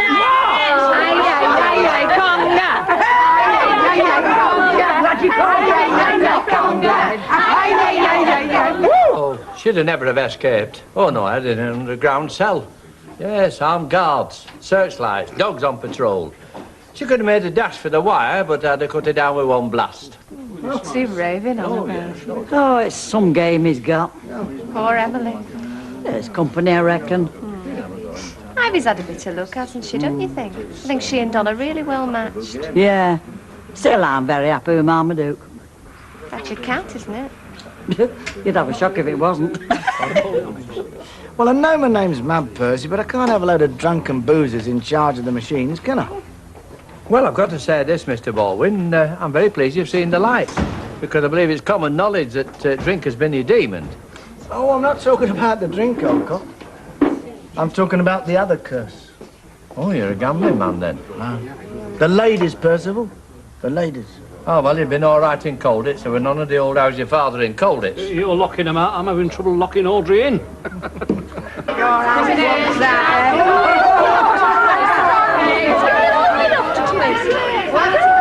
use. I've had another Jane.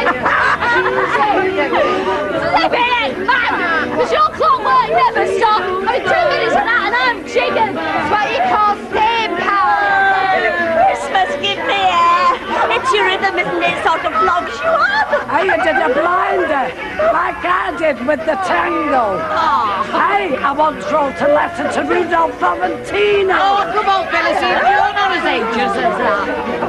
You're very quiet, Arcade. Well, it's Jack the dead leg, isn't it? We went for his new suit at dinner time. Yeah. Anyway, in this poem we had a row and he beckoned off, and when I got home, well, he wasn't in. I tumbled in, so he's gone to the stag do. Hey, well, listen, Don's not planning a late night log. Him and his mates are cracking off early and they're keeping it all in pub hours. Yeah, but I can't say how Jack's doing that. Can you? He'll have new clobber on if we're going round all the clubs now. Anyway, don't say I didn't try, kid, but, well, the man's no shame.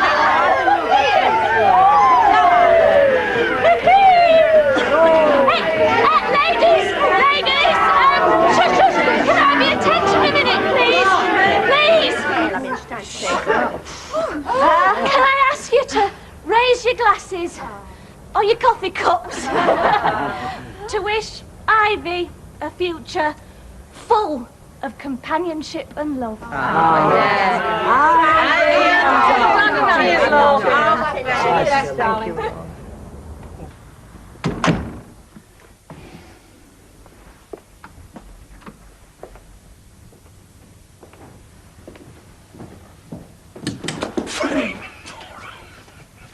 So you're home, are you? You drunken, backsliding skunk. All them promises. And you come creeping in here at 2. Creeping? Slough. Yeah, you think you're clever, don't you? Had it all planned, sloping off. Look at you, man, you can't stand up now, so you won't stand up tomorrow. I'll have to pour you into that suit. Hey, where is it? Where's what? The suit. I had it somewhere. Well, you haven't got it now. Well, I had it before. I showed it to the cab lads and they said, what a lovely suit, nice bit of You've use. lost it. You've lost the suit. Do you hear me? You haven't brought the suit home.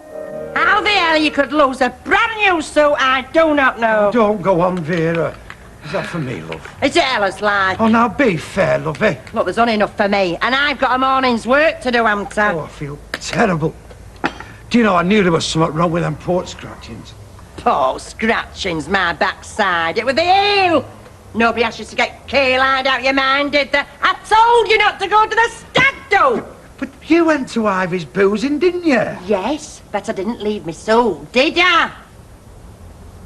I don't know. When I think of all that money it cost me. Now, come on! Where did you leave it? Will you just shut up for a minute? I'm trying to think.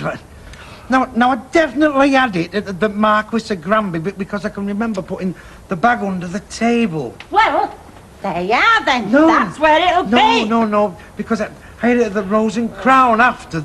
Then we went to Crown and Cushion and hang on, was it the bricklayers? Now, see. There is the phone book. I want you to ring every club you think you might have been in last night, right? Then I want you to go over the suits and bring it back here. Because when Ivy walks down the aisle towards you and Don, you, his best man, God forbid, I don't want you showing me up. Stood there in that Playmate of the Month outfit you think makes you look like John Lennon. But you give over yelling, Vera. It's like a knife through my head. Best man, Do you know, if you and Boyd George were shipwrecked on a desert island, you still won't be the best man. You've got a cruel tongue, you. Well, she better be shaping herself. How are you doing, Mum? Leave her, Brian. She's nearly ready. Phew. I hope those kids are behaving themselves. Hey, do you realise they're gaining an extra granddad? Be very useful for babysitting duty. Oh, you've got a devious mind. Have you only just noticed? I've noticed you're looking very tasty. Oh. You know, you get me going these weddings. Don't mind nipping off on a little honeymoon myself. Come to you, Mum. Well, what do you think? You look lovely, Ivy. Yeah, but you've seen it already. What do you think, Brian? Smashing. You look great. You would tell me, love, wouldn't you? I mean, it's not mutton dressed up as lamb or anything, is it? Mum, you look terrific. I'm going to be really proud of you walking you into church. Thanks, love. I'm glad you're pleased. About Don and me, I mean. Hey, you're not getting married to please us. Oh. Though we are. It's your day. You just enjoy yourself. You better make room for Don's ring. Yes. Right, I wonder if Don's all right. I wonder if he's organising himself. Do you think I ought to give him a ring or something? No, stop worrying. Nothing's going to go wrong. Everything's going to be just perfect. What the heck's happened to him? He's not here in 2 minutes. Hey, up. What's this coming now? At last! You mean he's your best man? I'm sorry I'm late, mate. What a morning I've had to tell you. I thought you were going to get a new suit for the wedding. I did. But I lost it at your stag do last night. How can you lose a suit? Good point, because I think it been nicked, and I've been in every flipping pub we went in, not a smell of it. Anyway, it's a good job it's not my only decent outfit, isn't it? Oh, yeah. Well, it'll have to do. I mean, we're going to be late for the church. Look, this is Red's Jack. Red. Talking about Jack, gotta see, kid. Anyway, now, you relax, kid. Don't you worry, because that's what I'm here for. Have you got the ring? Yeah. Right, give it here. Don't lose it. I told you, don't flipping worry. How can I lose it? I don't know. You lost a suit. Thank you. You're very quiet today. Yeah, well, it wants to be quiet. I mean, we've got Ivy Till's reception at 4, you know. I take it you're not going to the church? No, I think it's mainly family. We had a drink with her last night. I can't say I'm over keen on weddings, actually. Yes, we've noticed, Maeve. You didn't even bother going to your own. Oh, I am so sorry, Maeve. I'm sorry. I shouldn't have said that. You know me, my mouth's always a jump ahead of my brain. It's all right, Bet. I'm inured to jibes like that, but I suppose the reason I don't like weddings is that it does reopen the wounds. Shall we sit down, Emily? Right, girls. I shall go and watch Ivy get wed. I shall have an enjoyable little weep, and I'll see you later. I'll be back before the happy couple. Behave yourself. See you, Beth. See ya. Hi, Emma. Thank you, kind sir. I think Mr. Sugden's up to something. He left the house at the crack of dawn. Wouldn't say a word about when he'd be back. I don't think I want to hear about Mr. Sugden in my lunch hour, Emily. I'd sooner try and cheer myself up. Would you fancy a trip to the pictures tonight? That might cheer you up. Not that there's much on worth seeing, as far as I can gather. It's all violence and bad language. I know. I'll be glad when the schools break up. Well, you can usually find Bambi on somewhere in the school holidays. You're all right with Bambi. Though I can't bear to watch it when it gets near that bit where his mother dies. I always go to the ladies. This wedding's playing havoc with my production. Half the girls are having the afternoon off for it. Well, I think Ivy's entitled. I mean, she is the bride. Oh, yeah, but then there's Shirley and Vera. Well, Vera hasn't done a stroke all morning. Keeps moaning about her Jack's suit. What about his suit? I don't know. He's lost it or something. Now, how the hell do you lose a suit? Yeah, not easy. Jack could manage it, though. Fancy having Duckworth for your best man, eh? Cool. Got no sense as Don what's-his-name, has he? But then again, if he had, wouldn't we get married in the first place, would he? None of us would.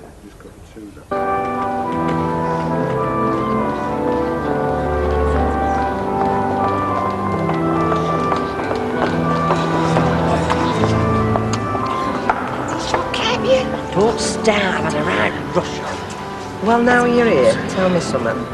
Why is your Jack, who's supposed to be best man, God help us all, wearing that terrible suit of his? You know the one? It's the way I always imagine Engelbert Humperdinck's pyjamas must look. Oh, Ian, I'll say, oh, he's a right swazzy, Kim. The lovely new suit and all. Not long to wait now, Donald. I'll be glad when it's all over, Father. Oh, don't worry, I've never lost a bridegroom yet. I don't believe we've met. Oh, Jack Duckworth, Father, me best man. My pleasure, Your Holiness. Have you the ring ready? Oh, right here. Yeah, never fear, job's a good one. He looks like a spiv to me. Who is he, any road? I don't know, Gran. Apparently my dad's. You should have had young Frank. He should have had you for a best man.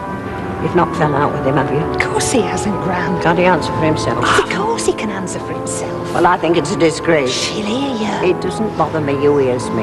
And don't you shush me, Aunt Margaret. Give up. I'm bored. Can I go to the toilet? No, you should have gone before we set out. I did. Well, if you'd been a page boy like your Grandma Ivy wanted you to be, you wouldn't be bored, would you? I would have been bored. dead bored. Oh, don't contradict your granny. I told you we'd come till some. We could have come half an hour later.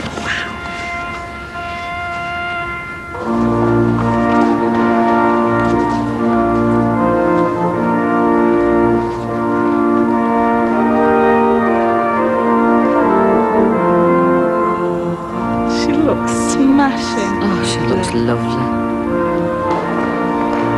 Hey, you see that fella over there? He's got our Jack Sue on, I swear he has. Shut your face, Vera. I'm trying to watch your wedding.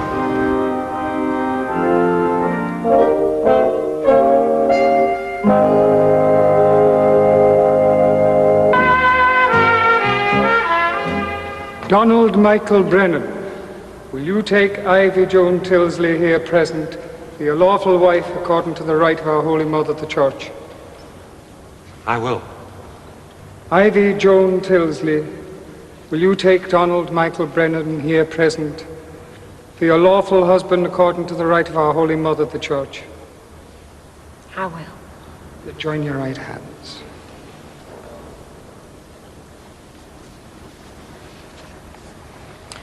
I call upon these persons here present to witness that I, Donald Michael Brennan, do take thee, Ivy Joan Tilsley, to be my lawful wedded wife, to have and to hold from this day forward, for better, for worse, for richer, for poorer, in sickness and in health, to love and to cherish till death do us part. I call upon these persons present to witness that I, Ivy Joan Tilsley, do take thee, Donald Michael Brennan, for my lawful wedded husband, to have and to hold from this day forward, for better, for worse, for richer, for poorer, in sickness and in health, to love and to cherish till death us do part. You have declared your consent before the Church. May our Lord, in his goodness, strengthen your consent and fill you both with his blessings. What God has joined together, let no man put asunder. Amen. The ring. Oh. What's he doing? What's up? All in my pocket slipped through the lining. Hang on a minute. God almighty. Beg your pardon. I'll have to take my jacket off. We can use another ring for the service. You have one there. What do you reckon? Yeah, all right. Put your jacket on.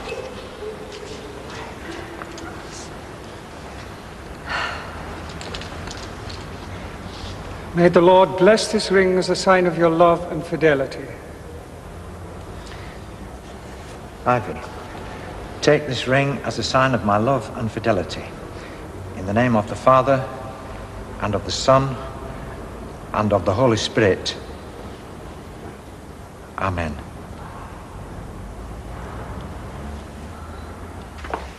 Oh, there you are, Mr. Sugden. I didn't make you any lunch.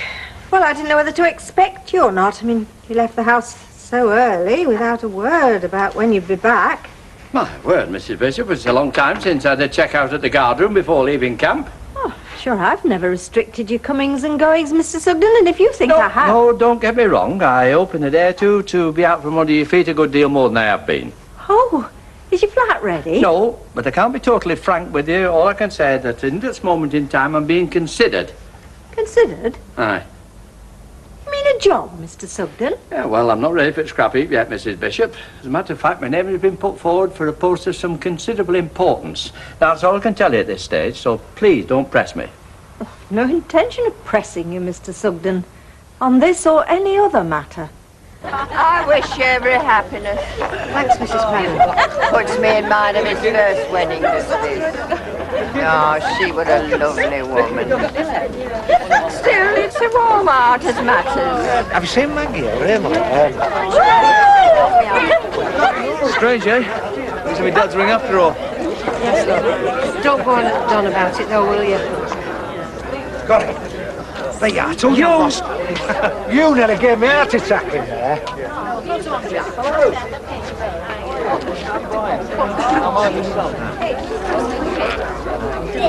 Old East. Right, can I have the happy couple down by the gate now, please? You don't know who the best man is, do you? Me. You? Yes, me. What are you at? Looking for a paddle up or something? No, I just wanted your help, that's all. Sort the different groups out, you know, brides lot, grooms lot, that sort of thing, that's all. It's all right then, isn't it? Nicky, come back with my axe! Give Grandad half his hat back! Come on, let the lads have a bit of fun. It's an awful hat, anyway. Make sure you get the whole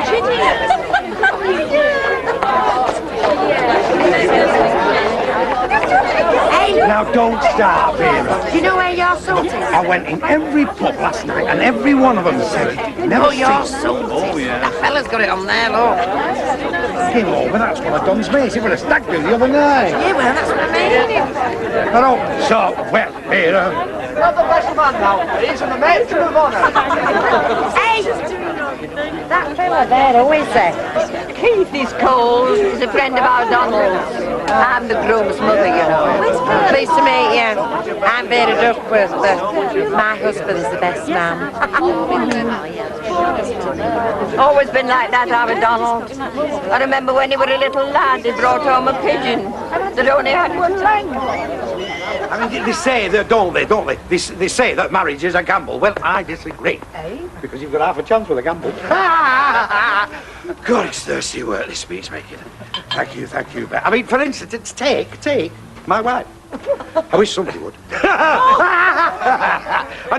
No, seriously, though, seriously. I mean, I talk about our Vera, but I have got the best wife in the country. She's in a little place near Knutsford. Honest though, I mean, till I met our Vera, I didn't realise what happiness was, and now it's too late. You're asking for the right clout, you are. See what I mean? No, but hey, boys and girls, seriously though, it is always sad to see a good man go wrong. But if he's going to make the big mistake, he could do a lot worse than old Ivy. Oh, charming, thanks very much. No, this is straight, this is straight. She's a grand little lassie's Ivy. And always been a good friend to me and our Vera, and a good neighbour. And the kind of lass you can always lend something because you know you're going to get it back. And now that she's married, my mate Donna here, I just hope she lives up to her name and clings to it. Yeah. I bet that swarms all over him. Can you make sure everybody's got a drink here, Beck? They've all got a drink. I haven't. So, if you'd like to be upstanding, boys and girls, upstanding, and wish every happiness to a grand couple, the bride and groom. The bride and groom, Donna and Ivy. Thank you very much, Jack. Right, well, I'm going for a pint of beer now. I can't be done with this fizzy stuff. Grandad, can I go to the toilet? Oh, well, Dad will take you. Oh, don't be idle. I'll take the lad. Oh, hey, what do you think about that speech of Cracker, eh? What do you think, eh? Never mind your speech. What about your suit over there with another fella inside it? He loves my suit. I'll grant you, Vera. Look, what did the fella say in the shop? There ain't one like it in the Northern Union. Come on, get to grips. Hang on, this what I'm thinking about, love. Ooh, do you know you're useless, you? Useless. Hello, love. You're Keith, are you? Yeah. Oh, I'm Vera. Hello. I'm just admiring your suit, love. It's lovely. My husband over there, he's got one just like it, you know. Aye. He should have worn it, love. He looks a right nana on the one he's got on. Thanks, you know. Oh, what are you doing here, Alf? Reception over already? No, it's just livening up. No, I came over to see if Sally could manage without me. I'm doing fine, Mr. Roberts. Go back and enjoy yourself. Right, I will. Haven't had a drink yet. Audrey keeps finding little jobs for me. You coming, Mike? I wasn't invited. Yeah, well, the pub's open now. You can wish Ivy well, can't you? I mean, she's worked for you long enough. Yeah, why not? See ya. See ya. Ta-ra, love. Have a good time.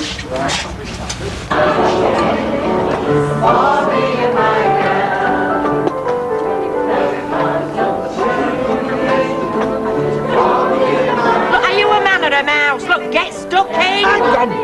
He's a big bloke. Well, he's only the same size as you. It's bound to be if your suit fits him. Yeah, but I'm not sure it is my suit, and I can't risk falsely accusing him. It could do me a deaf from ace to the character. Isn't that right that you booked a hotel just out of town somewhere? Top secret, Yeah, but you can tell us. Nah, walls have ears. We don't want a chance to any of them tricks that newlyweds get played on. Oh, newlywed, that's me. Oh, it sounds funny when you hear it said like that. Yeah, but do you feel like a newlywed, Ivy? Do you know, come to think of it, I don't. All right, come on then, Mrs. Brennan. Oh, Lord, Mrs. Brennan. I think we should sit quietly away. No fuss, no cans on the cab. We'll just evaporate. Hang on, no. Can we say goodbye to your mother first? Oh, Margaret. Well, I've done that already. Come on, Reggie's outside in the cab. We'll come with you. See you all. Ta-ra, love. Ta-ra, love. Right. Hey, we're off there. There, Ivy, just off, eh? Glad I caught you. Wanted to wish you all the best. Thank you very much, Mr. Marwood. You too, Don. I hope she takes more notice of you than she does of me. You want to do what I just did? Make her a partner. See ya. Here, Beth, can I have a large whiskey for Mike and a pint for me? Hey, no, you'll have a half. Go easy, will you? You swing it down like a man. I've not had a blooming drink yet. Oh, there is special labels. Different, like a butterfly instead of a zip. No. What was you thinking of doing if it was a butterfly, though? Well, I'm doing no, me. It's down to you, isn't it? Hang on. 2 back pockets in the trousers. Now they all have one, but not often 2, and both the pockets have flaps in with buttons. So what we're going to have to do is check the trousers. I know. You asking for a dance? Not so.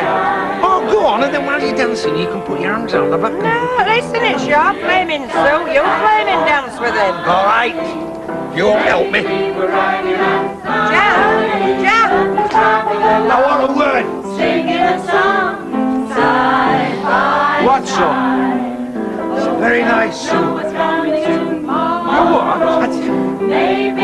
I just thought I'd mention it. It's a very nice suit.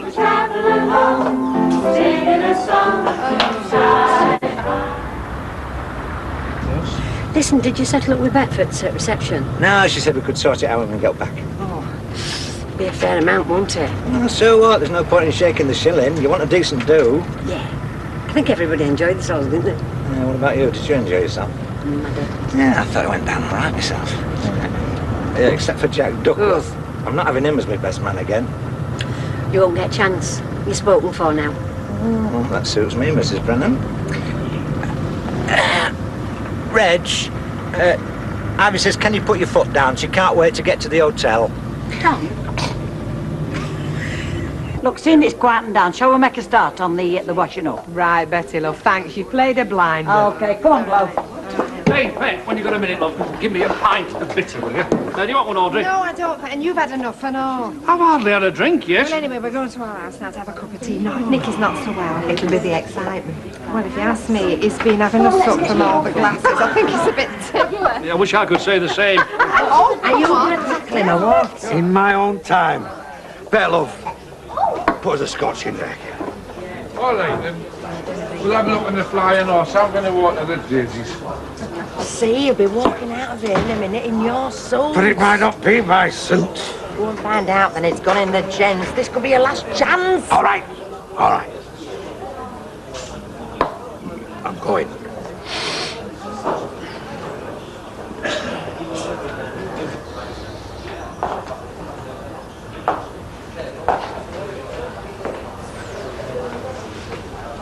What are you looking at? Eh? What's your game? Look, I don't want no trouble, mate, but I've got to ask you this. Can you just lift the back of your jacket up a minute? Have you enjoyed yourself, Vera? Eh? Well, I'll tell you that when our Jack comes out at Jen. What's going on in there?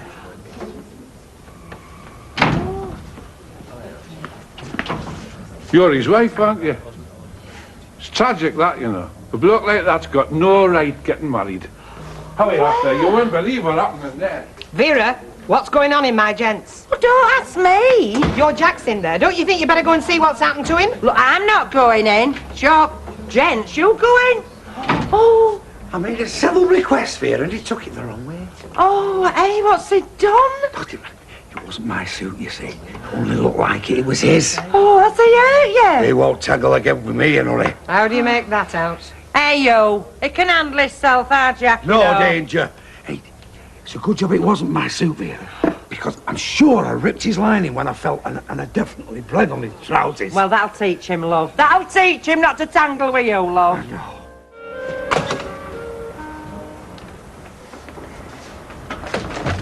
I'll get those, Mr. Bishop. Well, I've already got them.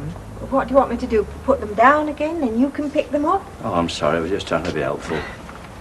What's this? Weatherfield Education Committee. Further information about the mysterious job, Oh, I yes, presume. I've no doubt it is. Well, it's a foregone conclusion, really, isn't it? What is? That I get the job. What job is it, though? There's nothing makes your breakfast go down easy like a bit of, a real bit of good, eh? What is it? It's a blow, that's what it is. It's a stab in the back. Look at that, Council Retirement Workshops. It's a brochure from the council. I've heard they can be fun. Fun? What kind of fun? Arts and crafts and outings. And you do have rather a lot of time on your hands. Do I? A lot of time on my hands? Well, who's running the neighbourhood watch then? Who's keeping this district free from the claws of rampant delinquency? No, I've got a lot of good work left in me yet. I'm not ready for the scrap heap. Retirement workshop sitting about. I'd rather jump in ship, Canal. Well, it's up to you, I suppose. Aren't you going to eat your toast? No, I've lost my appetite now. You don't think that means the council have changed their minds about the job, do you? Nonsense! That's just a brochure they're sending around to old people of a certain age. I'll tell you this, though, Mrs. Bishop. Never since Field Marshal Montgomery was given command of the Desert Campaign has man and task so happily coincided. Really? Now, if they don't offer me this job, I shall write to Mrs. Thatcher and ask her to personally intervene. Good heavens. And I've no doubt she will. If you're so confident, why can't you tell me what the job is? Well, it's bad luck to discuss jobs before you've got them. Anyway, have a good morning. I will, starting from now. This is really rather good, love. Easy to read and informative. Sorry? Your newsletter, excellent. Oh, it's up. I mean, letting people know what you want to do, what you hope to achieve. It's a great idea. You've made leaps and bounds with your punctuation. Cheers.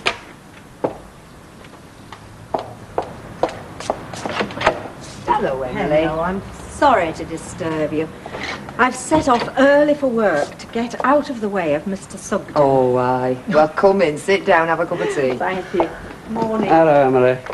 He's having one of his attacks of raging pomposity. Ah, funny. Ken's doing just the same thing. I'm not. You are. Leaps and bounds with your punctuation. That is a compliment. To your English lessons. To your ability to learn. Anyway, I must be going now. Bye. Right. See you Bye, later. Emily. I'll see you Bye. later. Okay.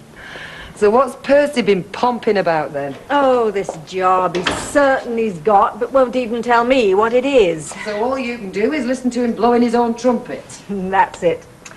Anyway, this looks splendid, and I'm really looking forward to delivering them this dinner time. Oh, God.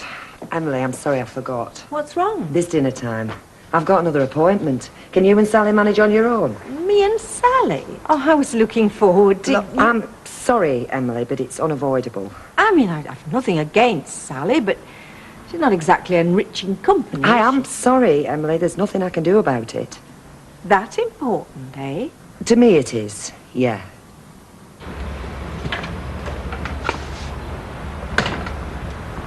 Hello?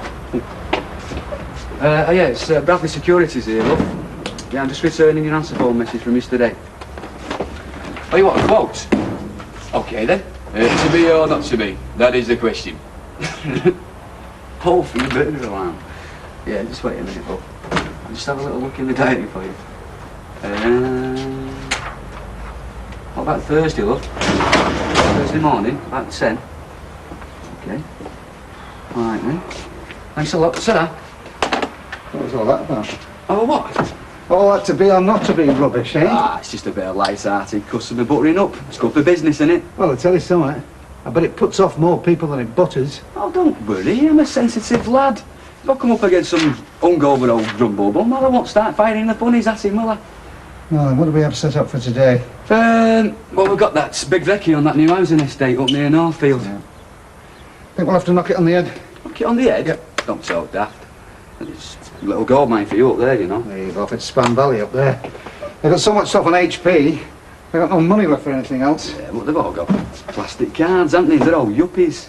You know, slaves to fashion. I mean, you've only got to sell one of them things and they'll all want one. You know, like designer stubble and 60 quid t-shirts. Well, they'll keep for a bit. I think you should strike while the iron's hot, I do. You're not seeing this week's recorder? There's been 4 burglaries up there in the last week. You know, they'll all be quaking in them dinky boots. Well, we'll have to wait till this afternoon then. All right. We've got an express job on. It's an express job. An express job is when you charge double for immediate service. There's a woman up at Whitefield, a divorcee, just moved into a big house on her own, and she's scared stiff at nights. A pal of mine put her on to me, so I went round to see her last night. Oh, that way you got your hangover?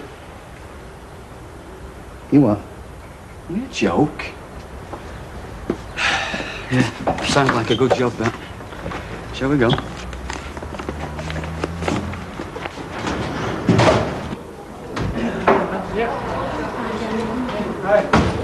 Oh, Emily, there. Yeah, I'm sorry, I can't come delivering with you this dinner time. Mr. Roberts only given me half an hour. He says he's got to dash off at wholesalers.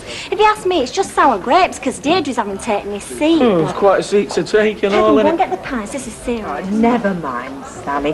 Deirdre's cried off too, so we'll have to arrange it for another day. I'm not trudging around Weatherfield on my own. No. Well, what's Deirdre doing? Your guess is as good as mine. She just said she wasn't available. Oh, well, let me know when it's more convenient, Emily, and we'll sort something out. I rather think she's banking on us.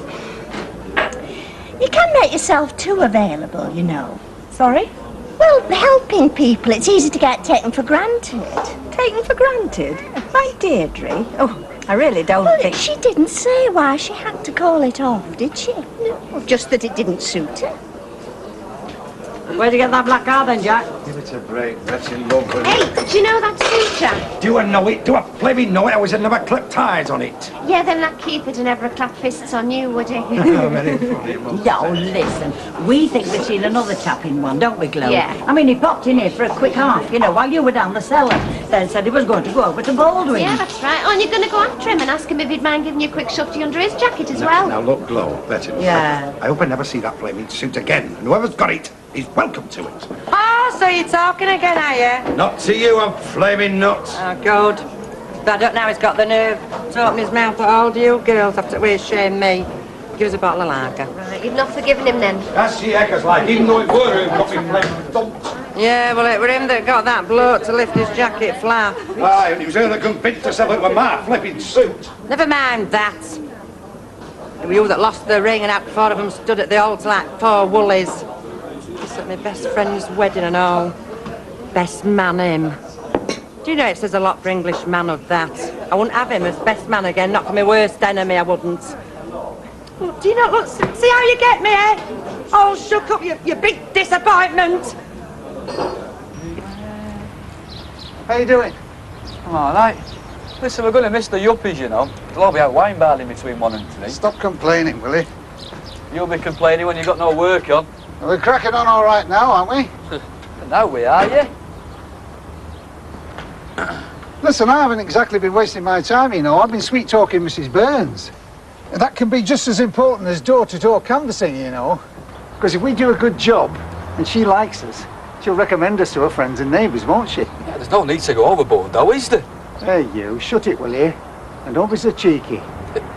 Oh, Alan, I thought you might like a spot of lunch and a nice brew. Well, that's very kind of you, love. Well, we were just about to rush off, really, weren't we? No, we weren't. Do you want it here or inside? Uh, Come inside, eh? Take the weight off your feet. You've earned a sit down. Right. Martin?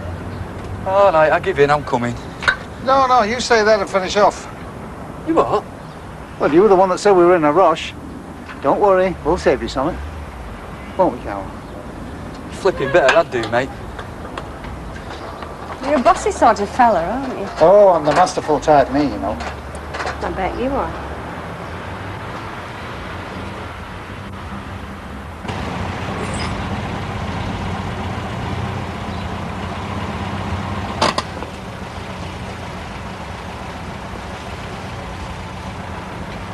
I'd like you to turn the car round using the forward and reverse gears. 3-point turn, you mean? In your own time, then, Mrs. Barlow.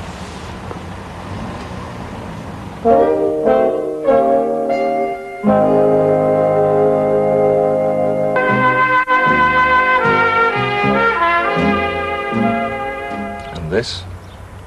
Uneven road surface. No, humpback bridge. Well, that's the end of the test, Mrs. Barlow. And I'm sorry to tell you haven't passed. Now, if you'd like to give me a minute, I'll try to help you by marking the points you might give special attention to before retaking the driving test. Jack? What? Don't you remember me? No, who are you? Willie. Willie. Willie Murta, Don's stag do. I drove you home. Did you? I am a cabbie, same firm as Don's. Hey, Chloe, pull Willie a drink, will you, love? I'll have a large tomato juice with a good chuck of Worcester and a shake of pepper. I'm driving. Set the breathalyzer on fire with that concoction. How you feeling, any road? Wife give you the shiner, did she? I'm not surprised state you were in. Yeah, no, well, fine. I went out jogging that night. Get out. You couldn't even remember where you lived, man. You had me up and down that commercial road halfway to Bury one time. Yeah, I can't remember none of this. I'm not surprised. I'm amazed you ever found your brain again. Was it that bad? 10 times worse. Hey, and language. Language? Oh, Jack, never. I'm telling you, even had me blushing. I spent 12 years at sea, me, merchant navy. Never heard out like it. Disgusting. No, I can't recall none of this. Ah. I bet there's one thing you do remember, though. Go on. Losing your new suit. Hey? Ah, here it is. Sorry it's been so long. Left it on parcel shelf. Any road, you got it back now, that's all that matters, eh? Flipping neck. That's where you two got to. Oh, well, I can see I'm not going to get a reward, so I'll sup up and shove up. Hey, if you ever want a cab again when you've been boozing, mate, do us a favour. Don't give me a ring. OK. Ta-ra, Willie. Hey, look, I've got my new suit. Oh, Jack, that's great. Where were it? Well, a fella picked it up by mistake. Hey, but no matter, I've got it back now. Hey, do you think I'll get my money back on it? Your money? I paid for that suit. And no, I don't. So you just have to get your wear out of it, won't you? Well, when do I wear a suit? Well, it's not tonight. Yeah, but I'm working tonight. Exactly. So it'll give you a chance to show folk around here that you don't always go around looking like a dustman's cart. Especially how you didn't get a chance at the wedding. Vera. Tonight. Hello. I'm extremely depressed, Mrs. Bishop. If I had not seen my old pal, Arnold Dobson, bravely wheeling himself along, both legs amputated from the knee, I don't know where I got the strength from to carry on. Oh, sorry. Oh, don't pity me, Mrs. Bishop. I dare say there's many good lives snuffed out these days through clerical indifference. Big Brother's not watching you anymore. It's worse. Big Brother's ignoring you. Well, by the way, this came for you in the lunchtime post. Oh, why didn't you tell me? I would if I'd been able to get a word in. This is it.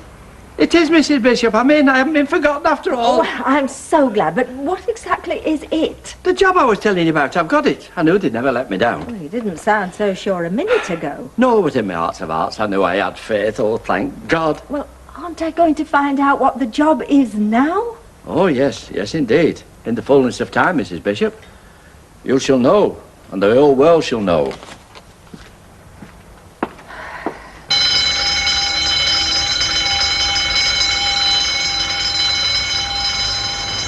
There you are, love.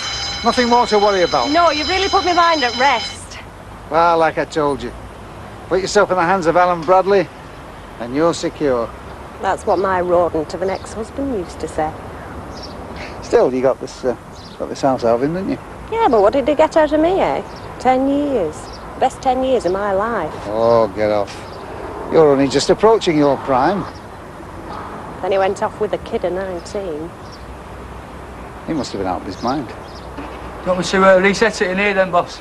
No, I'll do it, Martin. All right. You just clear up out here and load the car, eh? All right. Oh, and Martin. What? Take your time, eh? Hey? Take your time. All right. I'm sorry, love, but what with everything else, it clean slipped my mind. But I didn't even know you were taking your test today. I could have helped. Oh, give over, Ken. When was the last time you took me out for a run or tested me on the highway code? When did you ever encourage me? Hardly ever. Yeah, but if I'd known it was today, love. Oh, maybe it's my fault.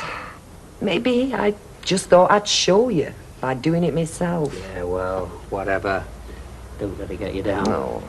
Loads of people fail their test first time. I failed my test first time. So will you help me next time, then? Of course I will.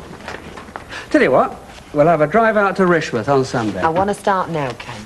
Now? This minute. I want to put in for another test right away. Oh, come on, love. I've been on the road nearly all day behind the wheel of a car. Ah, come on, you'll just be sitting there. I'll be driving. Oh.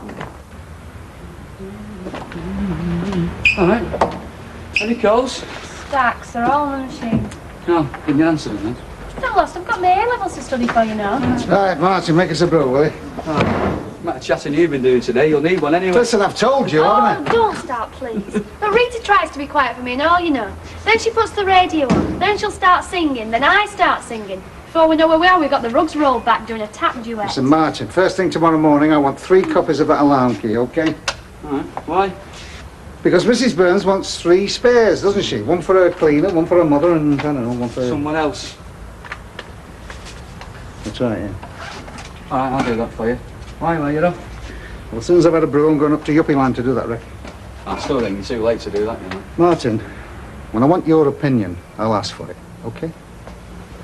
So you and my dad are really hitting it off? Yeah, well, he's so light-hearted, isn't he? You know, Betty, love, it certainly does something for a fella wearing a suit, you know. Which fella's this, then? Me.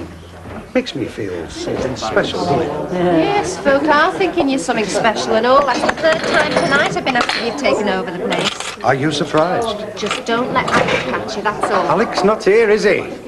Right, what they say, you know. Clothes maketh the man. Yes, madam. What is your pleasure?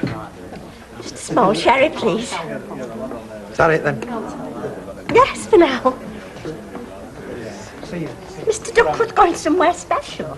No, lovey. No, it's his new image. I mean, look, where is the point of Alec trying to get a better class of customer? And you don't start off with by getting a better class of seller man. Thank you very much, that's right. Thank you.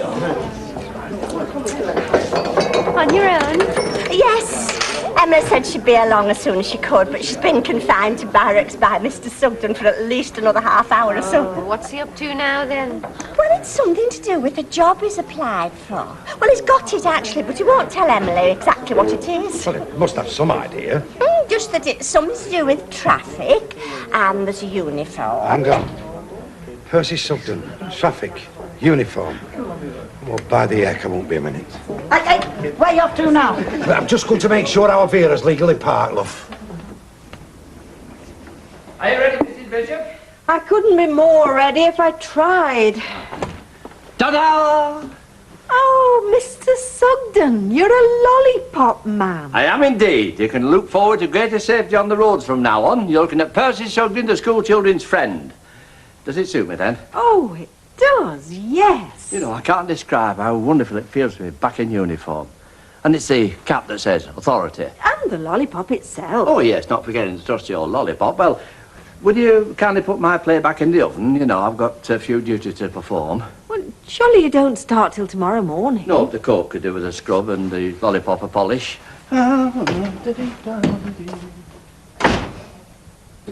How's business then, Alan? Booming, Jack, booming. And it's all thanks to Rita. Behind every successful man there's a very surprised woman, you know. I'm not surprised at all, just relieved. What about you, Jack, eh? You're looking very well to do yourself. Ah, you've noticed, eh? Well, you couldn't be off it, really, could you? I mean, it's not every night we get served by a tailor's dummy.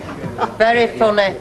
Well, if you must be, it's my idea of all this. Jack, if you can stop preening for a couple of minutes, the mitter's on. What do you want me to do about it? Change it. In this suit? Hey, we can't do it, can we? Look, stop arguing, Toss, get gone. Walking like a fishwife does not for your image, not at all. Come on, I'll get him in. All right, Bob. Busy? All right. All right, boss. Fancy a drink? Oh, it's all right, thanks. I got one. Okay. Well, that's a relief. Money he pays me, biscuit. What? How are you getting on? Oh, it depends. When he's talking about the job or the boss. Like that, is it? Yeah, exactly like that, isn't it? Yeah, I'll get it. He's a right little wind-up merchant, you know him. Martin? He's always taking the mickey. Not just out of me, but out the customers and all. You're joking. No. In my opinion, he'd do a sight better if he concentrated on the job in hand. Oh, he'll settle down in time. I think his time's running out. I think I'm going to have to look for a lad with a bit more nous.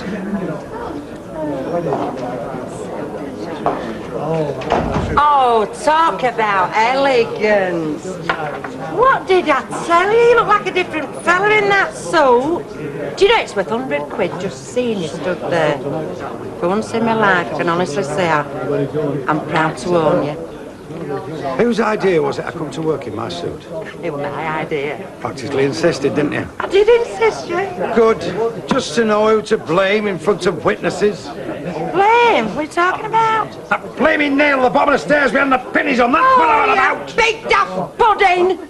You've done this on purpose, you, haven't you? You never liked that suit. I work in a scrim and just to make you look nice for going out. And what do you do? Oh, don't just stand there. Get home. Go on and get it off. I'll be back in. Yes, well, I won't count on that, love. If you think I'm finished with you, even though keep coming. Go on, get out.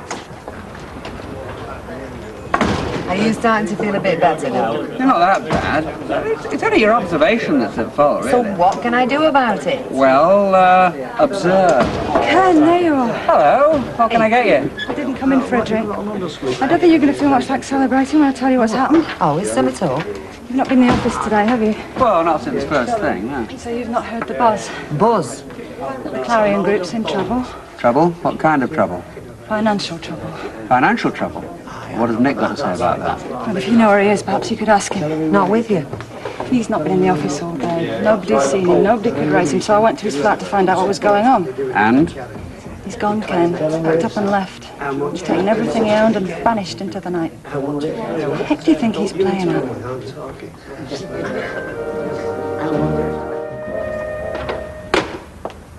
Still no luck? No. You don't think she's gone and done a bunk as well, do you? I mean, like father, like daughter. No, always has to be down as a possibility, love. I'm dealing with the crafty Kavanaghs. Who are you trying to get now? Our solicitor. Well, isn't it a bit early for them? Yeah, I seem to remember him telling me once he sometimes came in early, trying to get a bit of work done before the phone started. There we go, answer phone. See, will you try and get a piece of this toast down you? Hardly top of my list of priorities at the moment, love, food. Well, it ought to be. It's times like this you need something on your stomach if you don't want to be crippled with indigestion all day. Now, come on, love, eat something, please.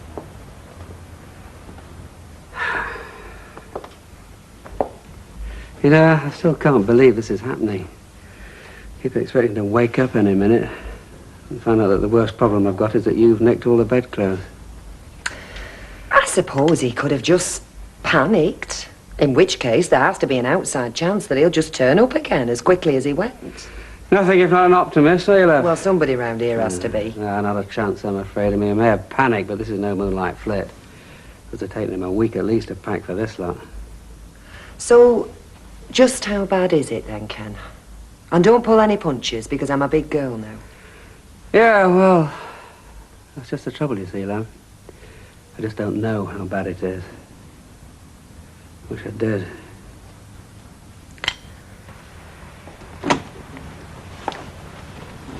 So what do you think, then? Oh, yes, Mr. Sugden. Very smart.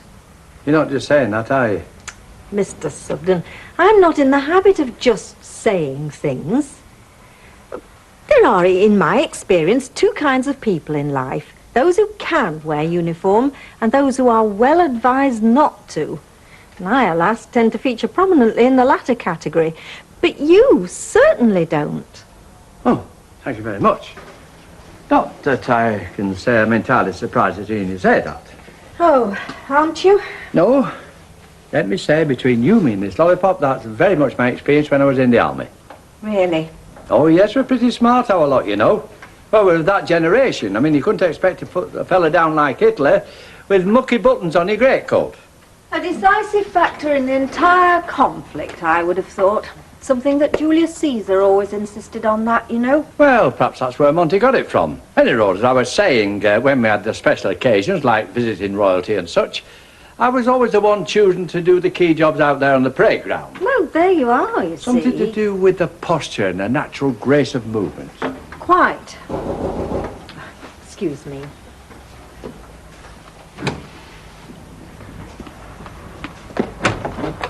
Good morning, Jack. Emily, love, you've not by any chance got a spot of margarine I could borrow? I'll have a look. Right. By the heck, Percy, why should England tremble, eh? Look, if you've just come here to extract the mitre, you can go now. No, I was just going to say how much it suits you. Oh, yes. And at the same time, how very reassuring it is for people like me. What? To know, you know, that if the Ruskies ever do get round to invading, if all else fails, you'll still be at Bessie Street Crossing with your lolly in your hand. There's some of us, you know, make our living by doing something useful for the community. What? Half the community round here are in debt to me for life, mate, for running up and down them cellar steps with all the ale they sup. And before you say something that you might regret, just remember, you'll want serving when you finish putting all them buses to flight. Here you are, Jack. It's best I can do for you, I'm afraid. Thank you, Emily. You're a little lifesaver, love. Oh, and Percy, if you do see a mad lorry driver bearing down on you with murder in his eyes, just shut yours and think of England. There's only one thing wants shutting round here, and that's that big daft mouth of yours. See what I mean? Give them a lollipop and they go power mad. That's the sort of thing you've got to put up with when you take on these jobs of responsibility. Just gently pulling your leg, I think. So, off you go then. Best of luck. Thank you very much. But look, we'll come into it, not where my crossing's concerned, any road. Jenny! What? Do you know what time it is? Why, what time is it? Time you weren't here, lady. I've got Bagsy time yet, you know. You've not, you know. All right, I'm going. Hey, and you won't forget what you done. Forget what? You see, you already have done. Come on, what? Don't forget to pick my hairdryer up from the repair shop. Yeah. How much is that going to cost me? Don't be so stingy, I'll see you right. I'll pick it up from the yard on my way home from school, all right? Okay, as long as you make it a flying visit, okay? Why? Why? Because I pay Martin to work for me, not to entertain you with all the latest scandal around here. Anybody think I was trying to seduce him or something? Just pick up the dryer and go, okay? Well, excuse me for breathing, I'm sure. I tried, Jenny, but it's not easy, you know. Funny. See ya. I take it he's still bugging you, our little friend. Quite a lot, as a matter of fact. Well, I thought things had settled down in that quarter. Oh, no chance. You know what they say about leopards and their spots? Not to mention his lip. And he's got plenty of that for a snotty-nosed kid of his age, I can tell you. So? Rita, I'm far too old, far too tired, and far too short-tempered to be putting up with that kind of rubbish. So don't be surprised if in the next couple of days you hear that he's looking for more gainful employment elsewhere. I see. Oh, I'll go. Hello. Well, talk of the devil, or at least his daughter, any road. It's Ken in. Where else would he have to go, love? Hello, Ken. Fiona! I did think you'd left the country as well. Oh, I might just have done that if I'd known which country he'd scarpered to. If only to break his rotten neck. So, no more news then? I was wondering if you'd heard anything. Not a thing, I'm afraid. See, what I can't understand is how somebody like your father could have got himself in such a mess without you two having as much as a blind idea that things were going so wrong. Well, he was always one for playing his cards very close to his chest, my father. It's so close this time, love. It was practically a transplant job. Having said that, I think I have just about managed to work out what went wrong. Oh, yes? It seems he was let down. By whom, for God's sake? This buyer he had lined up. Buyer? What buyer? Apparently we were about to be bought out. Gobbled up, you know, by this bigger group. My God, it's like feeding time at the zoo, isn't it? But why the hell would he want to sell when he'd only just bought us out? Come on, Ken, let's not be completely naive about this. Presumably for a big fat profit, right, love? Well, it seems that had been the grand plan right from the beginning, you know. To build up the group into the sort of unit that would make it an attractive target for one of the big boys and then sell. So what went wrong then with this grand plan? Well, I don't know all the details, of course, but from what I can gather, the entire deal suddenly fell apart. They pulled out at the last minute, leaving him madly overstretched and with enough debts to sink the Titanic. At which point, exit Dad in the last available lifeboat. That's about it, yeah. And, of course, you knew nothing about all of this. Would I be here now, do you think, if I did? Well, that's a fair enough point, I suppose, love. Having said that, I must say that for someone who was in such complete ignorance only 24 hours ago, you certainly seem well clued up now about what's going on. Well, 24 hours is a long time, isn't it, Mrs. Barlow? Especially when you've spent most of them on the phone trying to find out what the hell's going on. I mean, I'll be honest with you, I don't even know if what we've got now is the full story. It's just the best I've been able to piece together so far from all the other injured parties. Hello, Alan Bradley Productions, PLC. Yeah, he wants to speak to him, please. Ah, yeah, just wait a minute, love. It's Mrs. Burns for you. Oh. There you go. Thanks. Morning, Carol. How are you, love? What? Yeah. I think he gets them off the backs of matchboxes. Crisp packets, actually. What? Oh, don't worry. No, I haven't forgotten. We'll get them round to you sometime today, okay? What? Yeah, me too. Yeah. Okay, love. Yeah, I'll see you. Bye now. Martin! That spare set of alarm keys we promised Mrs. Burns. Yeah. Get round to the shop sometime today and pick them up, will you? I'll do it now if you want. Okay, but listen, if I'm not here when you get back... It's because you've gone, right? See you in a bit.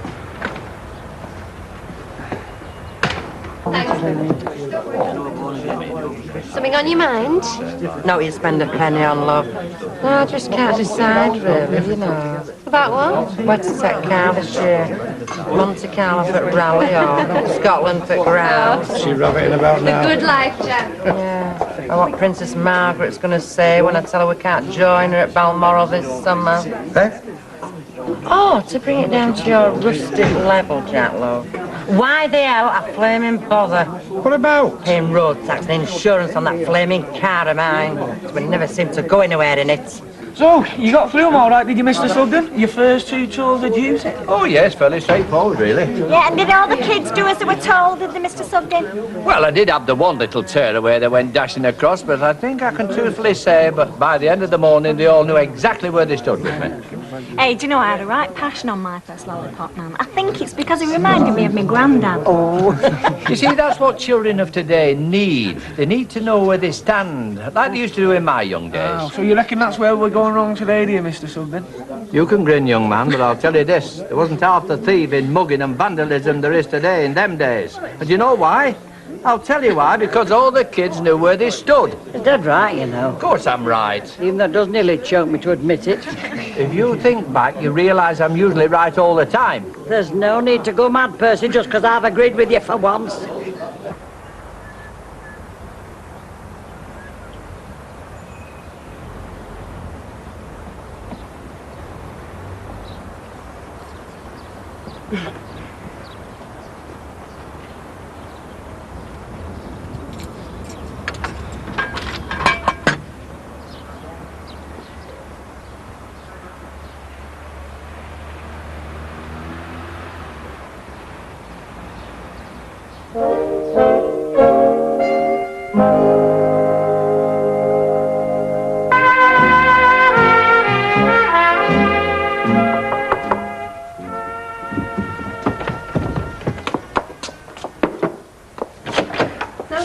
Oh, hello, Emily. Not chosen a bad moment, I hope. No, of course not. I was just wondering where Ken had got to, actually. He was due back from town yonks since. Cup of tea? I won't, thanks all the same. I'm late for work as it is. I just called to let you have this back. Oh, decided it just wasn't you, did you? Wasn't that, Deirdre? Just that I don't seem to have either the time or the patience to get down to serious knitting anymore. Too many other things on my mind, I suppose. Speaking of which, how is Coronation Street's answer to the zebra crossing? Well, to say that he seems to have taken to it as a duck to water would have to be something of an understatement. Oh, I see. So our loss is the Weatherfield Motoring Public's gain, eh? Although I'm not entirely sure that that's how they'll see it, actually. They broke the mould when they made Percy Sugden, thank God. Are you Sure you haven't got time for a cup of tea? Oh, I really haven't, thanks all the same. Ah, well, I won't twist your arm. Why, something wrong, is there? And that, Emily, has to be even more of a blinking understatement. Well, well. Aye. This is what we get up to, is it? When my dad's not here to keep us at it. What you're looking at here, Jenny, is a lad poised for action. The very minute his services are required. Why has he sent you out to spy on me? Yeah, that's right. So where is he then, so I can make my report? Don't ask me, I only work here. He's a bit of a scarlet pimple in here, your dad. I mean, they seek him here, they seek him there. Hey, you gonna make a brew? No, kettle's in there, and you know how to use it. I'll have one sugar and a smidgen of milk, please. Have one yourself, will you there? Gee, thanks. What'd the last lead die of? Oh, my love, of course, my dear. Oh. So how are things with you, then? You still busy getting gold stars for your sums and your little compositions? I've more gold stars, me, Martin, than they have in heaven. Oh, and she's modest as well, eh? So if you're so clever, what are you doing around here at this time? Jump over the wall again, did you, at playtime? Well, I heard you here on your own, didn't I? Just couldn't keep away. Oh, what is it this lad has, though? That has that uncanny effect on the opposite sex? Yeah, well, whatever it is, I wouldn't bother bottling it if I was you, because there's no market for it. Jenny, what are you doing here? Oh, I told you I was going to call tonight to pick up my hairdryer. After school, he said. Yeah, well, I finished school for today. Well, how's that then? Just was watching at home. Well, why aren't you at home doing it? I just told you why. I haven't been here more than a minute, have I? No, she's just got I'm not talking to you. Sorry, I spoke, I'm sure. Well, that makes two of us. Oh, why are you picking on him? He hasn't done anything. Because it's none of his business, that's why. Charming. What did you say? Nothing much. Huh? Have you got something to say? Come on, spit it out. Look, what's the matter, Alan? She's only been here a minute, like she said. Nothing the matter with me, lad. Nothing at all, but I tell you what. If it bothers you, you take your rock and all. Dad? Are you still here?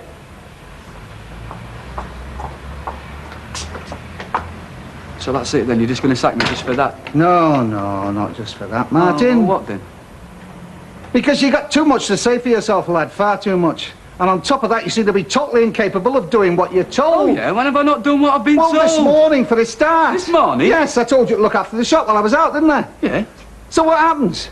The yard's left unattended while you dropped the keys off at Mrs. Burns. You said it was urgent. I said to pick 'em up, that's all. Yeah, I thought I was using a bit of initiative. I don't want initiative, Martin. I want somebody that does what they told me to change. Look, I'm not going to argue with you. It's obvious it's not working out, right? So I tell you what. You go your way, I'll go mine, and no hard feelings, all right? Right.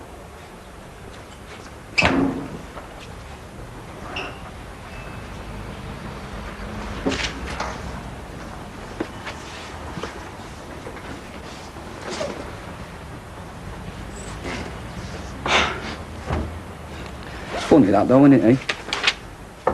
What? Well, you know, the way me and you nearly bumped into each other over there. What you want about? Almost on the doorstep, you might say. What you want about? Oh, for Mrs. Burns' place. I mean, for a minute there, I half expected you to open the door for me. Me? Oh, yeah. Especially with your car being parked outside. I didn't go over to see Mrs. Burns. I was over that way dropping off some brooches, that's all.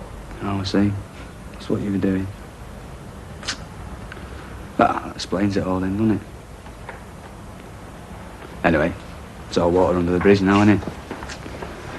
I'll see you around, eh? So that. Hang on a minute, Martin. What?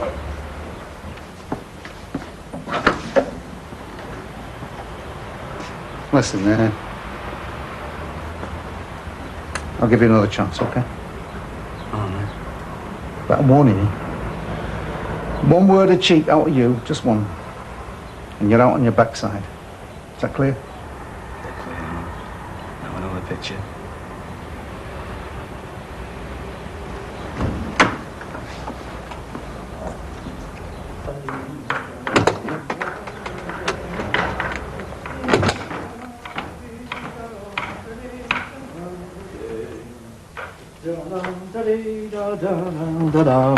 What's all this? Oh, I've just put a little hot pot on for our tea. It's one of my specialities, you know, is hot pot. Oh, yes. I've never been one to blow my own trumpet, but you'd have to go a long way to get a better hot pot than mine. Only, I had got some chops for our tea, you see. Oh, no lives lost. Stick 'em in the fridge. We'll have 'em tomorrow. That's another of my little speciality is chops. And having said that, I suppose it does bring us to the point in issue, really. You know, this little misunderstanding. What issue would that be, then, Mr. Sugden? Well, there's bound to be some doubling up, isn't there, in this sort of al fresco arrangement about cooking and what have you. Sorry, Mr. Sugden, I'm afraid I'm not quite following this. Well, I'll spell it out for you. What this house is calling out for is some more organisation. And not to put too fine a point of it, you know, some sort of roster. Roster? Yes, putting down what you're down for and what I'm down for. Here, just have a look at this, you see. Just cast your eyes over it. Not sure we regard it as all of it. Of course, everything down there is subject to what you might call alteration or whatever. Discussion. What do you think, then? Well, to be brutally frank, Mr. Sugden, not a lot, actually. Oh, well, you couldn't be more frank than that, could you? Which point did you take exception to, then? What I take exception to, Mr. Sugden, is the entire concept. Oh. Mr. Sugden, this house happens to be my home, not Preston Barracks, an institution that I've managed to run more or less successfully in my own simple, muddled female way for many years now, and certainly without the aid of any rosters. That's how it's always been, and that's how it's going to stay. Now, is that quite clear? Well, if that's the way you feel, that's that, isn't it? I'd just like to point out, I was only trying to be helpful.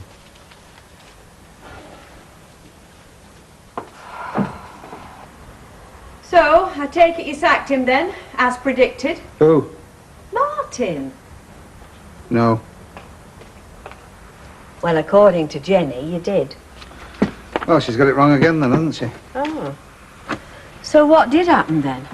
Well, not a lot. She was there again, as usual, messing about, so I sent her off, and I told him that if it happened again, he could go on home. And? He accepted it. I see. I just don't get it. You don't get what? Well, how you swung it. No managed to talk him round into letting you stop on. There was no talking round involved. Just had to tell him straight, that was all, because well, yeah, I know he's the gaffer, but well, as far as I was concerned, he was well out of order. And he just took that. Like a man, I'd say. Sound like my dad, that Martin. Oh, you know what they say, don't you, Jenny? What? It's a wise lass that knows her father. No, I'm just glad it's all happened, honest. You glad? Well, yeah. If only because it's cleared the air. Because between you and me, I can see a nice little future for myself down at your father's place, you know. Can you? When you say, Vera, you're thinking of getting shot, what exactly do you mean? Well, just that. I'm thinking about getting shot. Yeah, but you can't just go and sell our car just because you've got a mood on you. Jack, love, it is not our car, it is my car. Yeah, but think what that car represents to us. Yeah, good money, down the drain, week after week. Yeah, but your family car isn't just a vehicle, you know, is it? I mean, it's a symbol of all we've achieved through the sweat of his brow. I won it in a competition, love, remember? Sweat never even entered into it. Yeah, but that's not the point, Vera, is it? No, the point is we never use it. We never go anywhere. And it looks as if we never will either. So like I say, we'd be better getting shot, getting them on it and running while there's still a wheel on each corner. Honestly, the cheek of it, though. I mean, whatever next? Kit inspections? Nothing would surprise me, Mavis. All of which does make it all that more ridiculous, really. What? Well, that I still feel guilty about it. Oh, we have no reason to feel guilty, Emily. I realise that, Mavis, but I still feel it. Well, whatever else you do, don't let Mr. Sugden know that, or else he really will start to take advantage. Good evening, ladies. Oh, hello, Mr. Sugden. Boy, there's no beats the smell of a good, honest-to-goodness Lancashire hot pot, is there? Well, I suppose not. Would you care to partake with us, Miss Riley? That's if Mrs. Bishop's no objection, which I'm sure she hasn't. Well, thank you very much, but I really have to be getting back. Oh, well, suit yourself. All right, I'll see you later. Right. Bye. Right, now then, shall I be mother, or will you?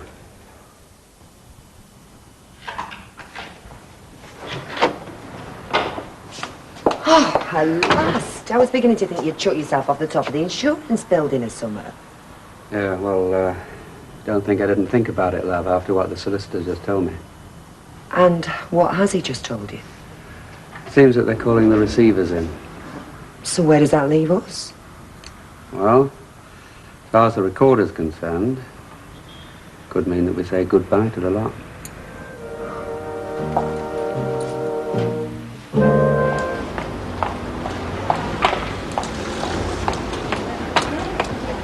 Morning, ladies.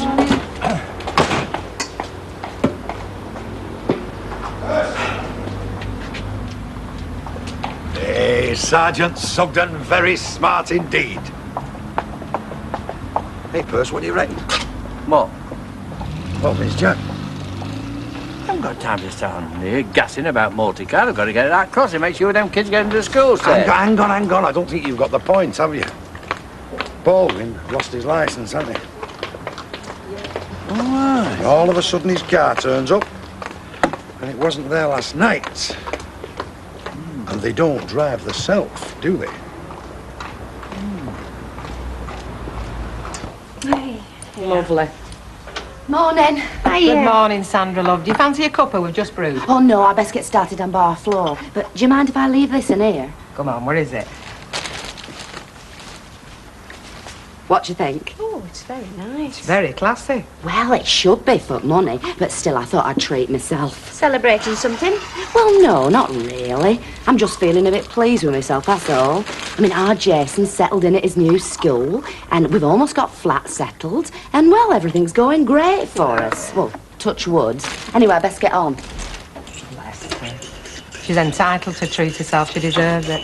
When you look back, she walked in here, what, a couple of months back, and all she had were a black eye and about 50p in her purse between her and the gutter. I don't think I could have done what she did, you know. Walk out on a marriage, just leave it all behind. You could do it if you got thumped enough. Yeah, but I mean, just, you know, turning your back on everything. Your home, your things, apart from what you can carry in a suitcase. Oh, no, I agree. That part of it wouldn't suit me at all, no. No, if me and Alec ever split up, I'm having the lot. He can have the clothes he stood up in, and his shaving tattle. Everything else is mine. Thanks very much, love. You'll have to keep your eye on that husband of yours, you know, Deirdre. So I was driving the Vauxhall yesterday. I thought that was your car now. No, I haven't passed my test yet. Oh, no. It's £4.84. Thank you Hello. very much. I thought you'd earmarked it, though, what with the, you know, Ken having that car that the newspaper management gave him. Anyway, when I saw he was driving the Vauxhall, I thought, ooh, that's typical of men. They want two cars. One's not enough. Did I say something? Looks like it. Well, what though? I thought I were being pleasant. It's typical of you, isn't it? You would keep going on about cars. There's now causes more arguments between husband and wife, which you'd know if you'd ever been wed. Oh, that was totally uncalled for, Rita. I'm just saying, you obviously hit on something that's causing friction between Ken and Deirdre. Yeah, well, just because I haven't been married doesn't mean to say I don't understand the relationship between the two... Sexes. You're allowed to say it. They can't touch you for it. All right. I may not have been married, but it's not because I haven't been asked, as well you know. Don't be so touchy. I'm not getting at you. Well... Oh, it's a crying shame you've never been wed, Mavis. If you ever get asked again, say yes. Why do you think marriage would suit me? Definitely. You've got this knack of taking offence where there's none intended. Now that's wasted on mere friends and acquaintances. It needs a husband to bring it to full flight. Well, if you're going to be cynical... Well, I have to know how I stand. Well, if I had all the facts, I'd gladly give them to you. Yeah, well, I don't have much option, do I? Well, okay, but if you hear anything at all, I'd appreciate it if you let me know. Bye. Solicitors. What did he say? Well, at great length, which no doubt I shall have to pay for, he said it all depends. A wonderful way to earn a living, that, you know. Right or wrong, innocent or guilty, it's all a game to them, and they make a damn good thing out of it. Not the solicitor's fault, Ken. No. And I still say you should stop worrying. You've done nothing wrong. It's Nick Kavanagh who owes people money, not you. Not that simple. But they can't make you responsible for what he owes. Wish I had your faith in the laws of England. You see, it's possible that Kavanagh borrowed in the name of the paper, and if he did, with me owning 40% of the recorder, well, I could be left holding the can. But that's not fair. And we're not talking about what's fair, love. We're talking about the law. I just wish there was something I could do. I mean, I can't work. I can't even get at the paper. Everything's frozen until some glorified accountant managed to sort out Kavanagh's financial juggling. Look, I tell you, love, if I could get hold of Kavanagh, I would cheerfully throttle him. Has Ken Barlow had a bump in his card, you know? Oh, I can tell you, Maeve, has he, Kevin?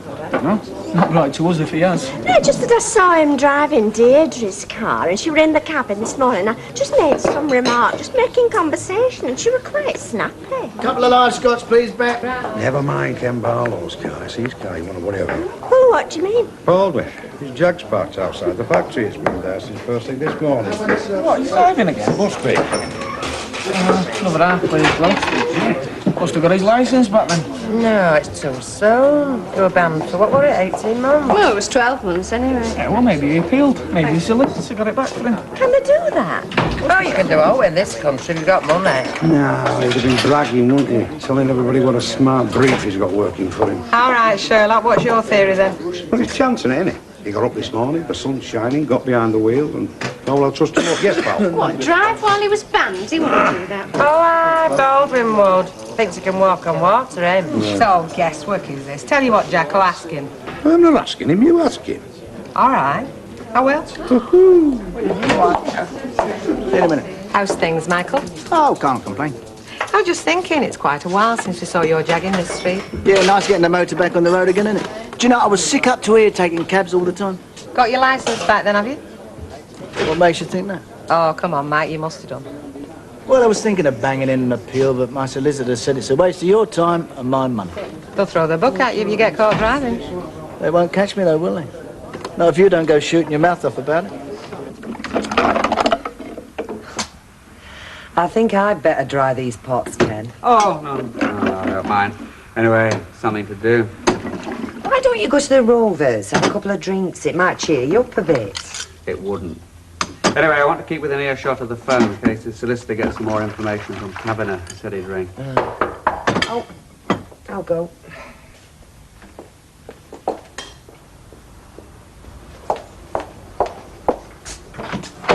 Oh, hello.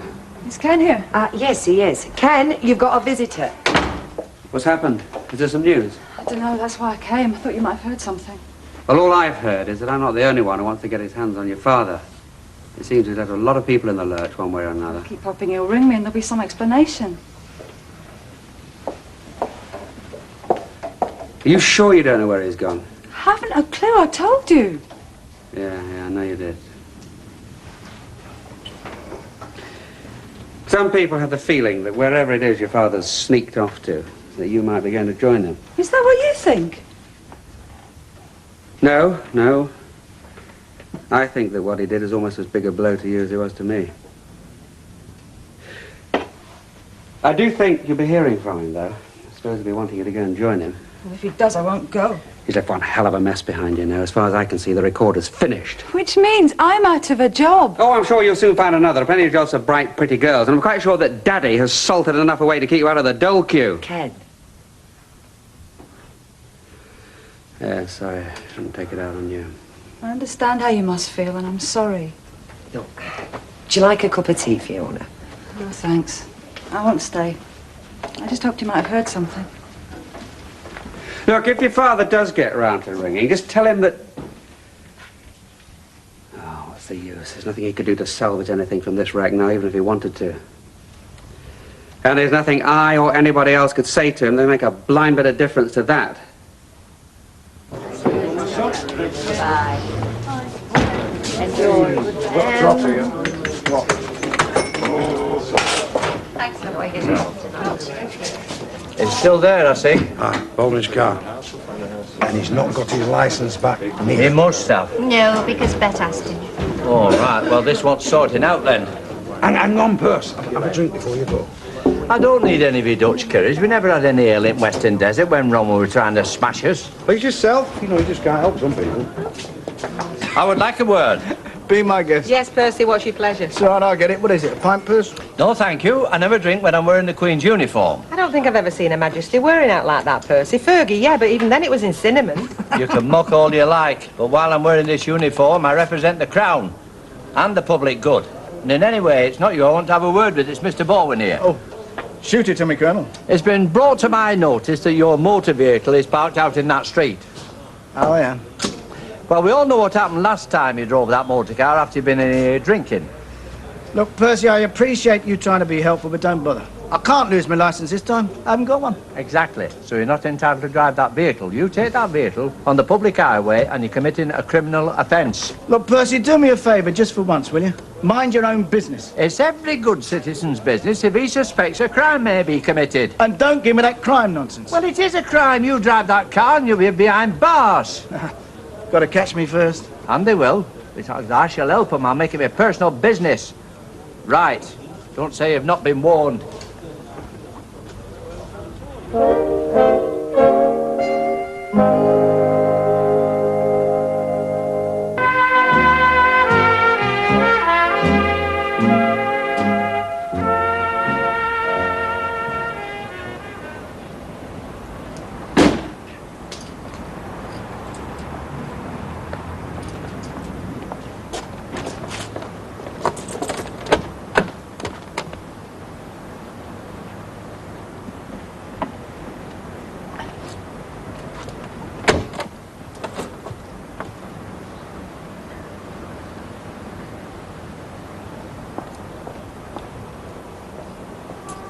I'm just putting the washing machine on, Mr. Sugden, so if you've anything for the wash...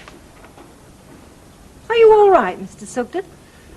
That chap you work for, Mrs. Bishop, he's no respect for the law. Beg your pardon, Mr. Sugden. Have you not noticed his motor car parked outside the factory? Eh? And how do you think he got there? He's driven it. Oh, surely not, Mr. Sugden. He's banned from driving. Exactly, so I've given him fair warning. And I'd be obliged if you won't make any phone calls from now on, because I might need a clear line so I can get in touch with the police. The police? Yes, he's going to end up in prison, you know. And then he'll have to shut his business down. You'll be out of a job, and all those girls that work for him will all be on the dole. But so help me, if he drives that car, I shall do my duty. Didn't know you were a chewing about it, Martin? I'm not. Well, I wasn't. Just trying to give up fags. Yeah, you don't want to be smoking at your age. I said I'm trying to give up. Anyway, you can't afford to smoke what Alan pays you. Well, that's true enough. Still, I think I'll be getting a good raise soon. Oh, you do you? Well, yeah, I'm certain of it. Well, I don't see why. It's not as if you know out about burglar alarms, is it? Ah, but it's not just what you know, is it? It's who you know. So, Try, love. Hi. Do you know, he baffles me, that lad. He always talks as if he knows something I don't. Hello, love. Hey, if you come for your Jason, he's still out on paper round. No, I just come in for magazine. It'll only be about 10 or 15 minutes if you feel like waiting for him. No, I've got his tea in the oven. You know, he always comes home starving. Tell him he's on meat and tater pie, will you? I will, love. Bye. A nice woman, that.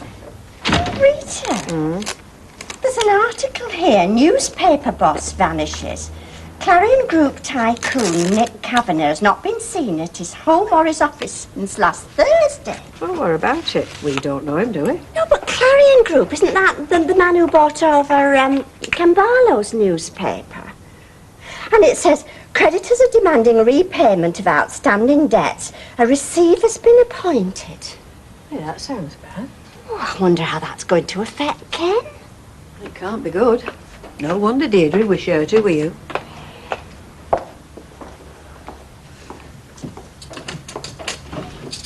Oh, you spruced yourself up, I see. Yeah, well, I saw Tracy give me some critical glances before she went to the youth club. So anyway, I thought if the Barlow ship is heading towards the rocks, the captain should look shaved and reasonably smart. There's a piece about Nick Kavanagh in tonight's Gazette. Saying what? Nothing we don't know already. They don't know where he is either. I'll get it.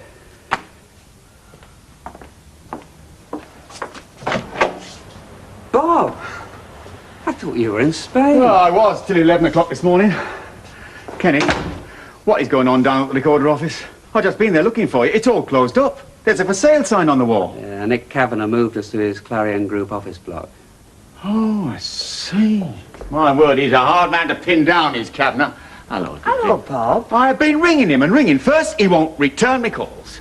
And then these past few days, I haven't been able to get anybody to answer a call at all. So I thought, damn it, I'll get in a plane, I'll sort him out in person. You'll be lucky. Yeah, how do you mean? You haven't heard? The man's done a runner. What are you talking about? He's hopped it. What I can gather, plus a little bit of educated guesswork, he's gathered together all the cash he can and done a bunk. Probably where you've just come from, Spain.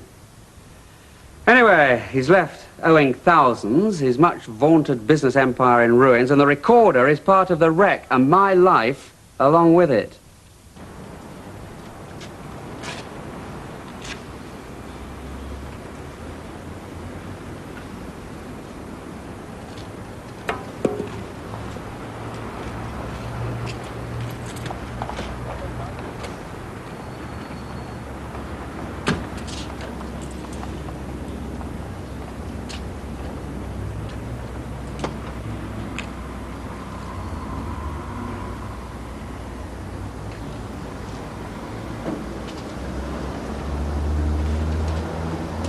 Gonna give you a hand, Percy? Caught you. The only thing you'll catch is a cold, my son. Don't think you'll sicken me because you won't. I'll stay on watch day and night if I have to. Oh, good for you. Well, to make life easy for you, I'll tell you my movements, shall I? I'm going in the Rovers, have a few drinks, and I'll be leaving here about an hour's time. I'll still be here, don't you worry. Suit yourself. Oh, and Perce, What?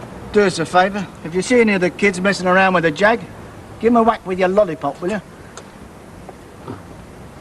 Well, I can't believe it. I mean, I knew he was a bit on the devious side, but Well, I wish you'd told me that. when I say devious, I mean, well, clever in business, but I never thought he was a wrong un. It's a shaker, is this, Ken? I don't know what I'm going to do. I've made commitments now in Spain. It's going to be very embarrassing if I have to change Come on, Bob, you're all right. You've got your money. I mean, there's people working with Kavanagh over here who stand to lose everything, and I could be one of them. If he borrowed on the strength of the recorder, I could be liable for the debts. What do you mean I'm all right?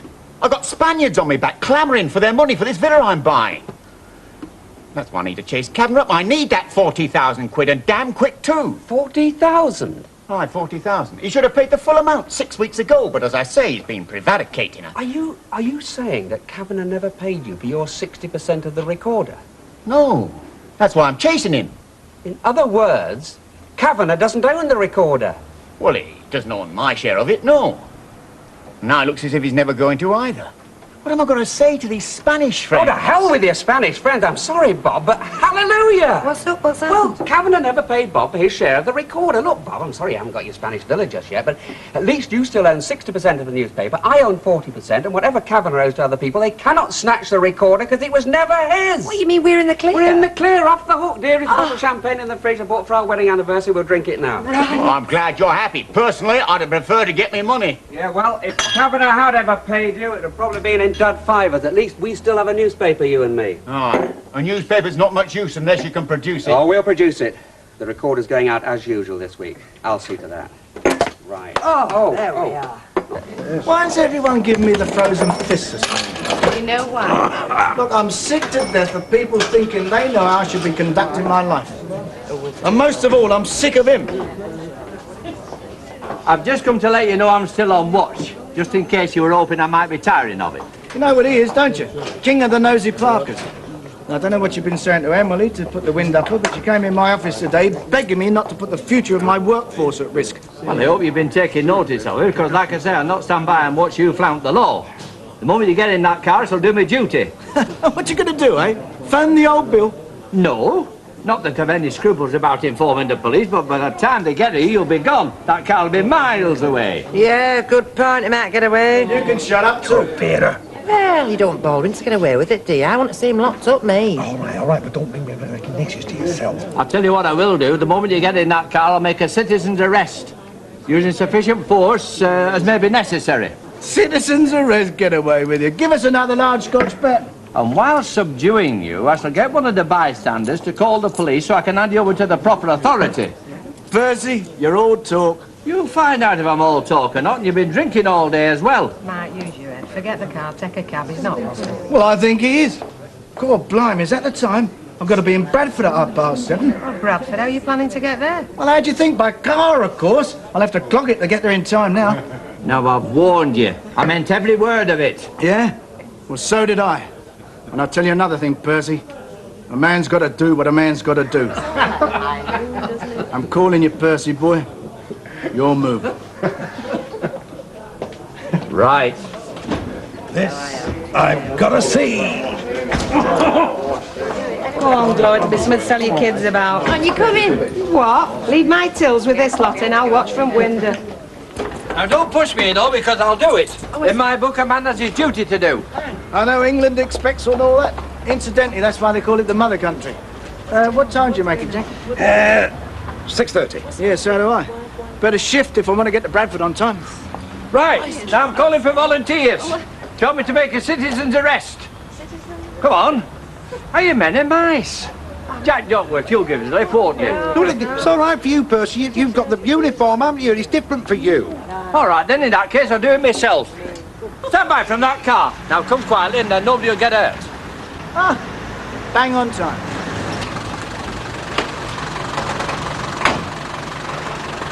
Percy, I want you to have a look at this young lady because, believe you me, she's worth looking at. Her name is Denise. I pay her for her time and her driving ability. She's my driver. A chauffeur's, if you want a posh word. So the next time you see her driving my Jag, don't phone the police and say it's been stolen. Just mind your own business. All right? Excuse me. Bradford, darling, as quick as you can.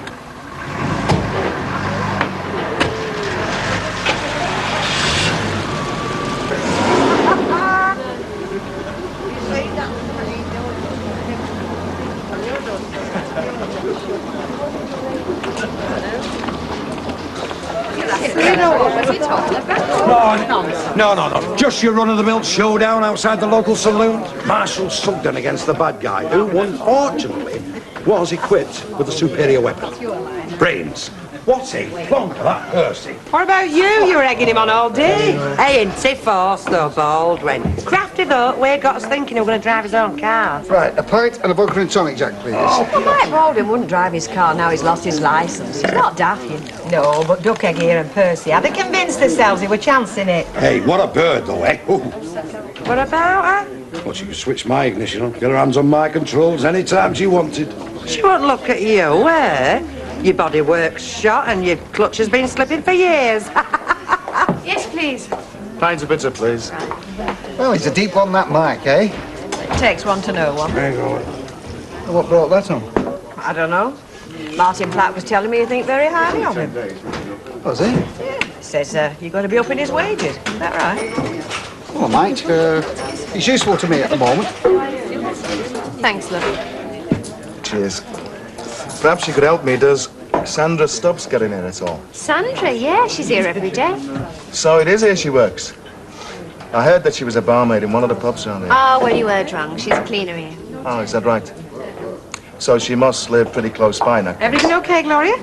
Yeah, I was just asking about Sandra Stubbs. Do you know where she lives? No idea, have we, Gloria? Is there a message we do see her? Yeah. Just tell her that her husband was asking about her. Tell her that. So that's him. I never thought. Don't worry. At least he doesn't know where she lives. Hey, Bet. Over there? Trouble, Vera. That's who he was. Knocking off for a brew, are we, Petal? Oh, right. I'm a bit parched, come to think of it. Stand at ease, then. I thought we'd have a quiet cuppa before the rest of the crew comes aboard. Yeah, why not? How's things, then, love? Oh, not so dusty. Oh, there's no problem, is there, when we work? Not a bit. In fact, I'd mark you 10 out of 10. How about Mr. Gilroy? Well, 8 out of 10. But we don't have to worry about him too much. He's busy doing his bit for the sunny south. Oh, yeah? Touring with his dreaded roadshow. Weymouth, Brighton, Newhaven. Ghost towns, I hear. Whole populations in flight. Have you heard out from your husband? Oh, God forbid. Only I hear he's on your track, like. Who says? A fella was looking for you. Here? Do you mean some fella's been in here? Last night. Well, what sort of fella? Biggish, polite, not bad looking. Mind you, I've always had a weakness for sailors. Oh, no, it's Ronnie. Polite? Well, they don't go around wearing placards, I'm a wife batterer. How's he found me? Well, we got the impression he'd heard you in this neck of the woods and he's doing a bit of detective work, like. Oh, so he don't know how definite? Well, he knows that you work here. That sort of slipped out, like. Then the alarm bells went off and we told him naught else. That's enough. That's all he needs. Yeah, OK, Bob, I'll see you there. It's at Peel Street, just off the precinct. You see the brass plate? Yeah. OK, in about half an hour then. Right, bye. That was Bob Statham, I take it. It was indeed. I'm meeting him at the solicitor. And then we've got an appointment with the receiver. Ha! Sounds like a fun day. Oh, I tell you what, I'll try and make lunch at the Rovers, because if things turn out as I expect, we should be able to celebrate. Oh, right. Well, there'll be no chance after tea. I've got a planning committee. 15 applications. Everything from supermarkets to garden walls. You are optimistic, then? No misgivings? Well, I told you what old Jackson said. The sale of the recorder to the Clarion Group was conditional. Kavanagh never paid Bob a penny. So, basically, bar a few technicalities, we're back to square one. Oh, fine. But what about these technicalities? Oh, well, that's for the solicitors. We then present that to the receiver, and, as I understand it, are then in a position to carry on trading. Oh, right then, Action Man. You'll be wanting a clean shirt. How do you want your creases doing? Same as Rupert Murdoch has them, or what?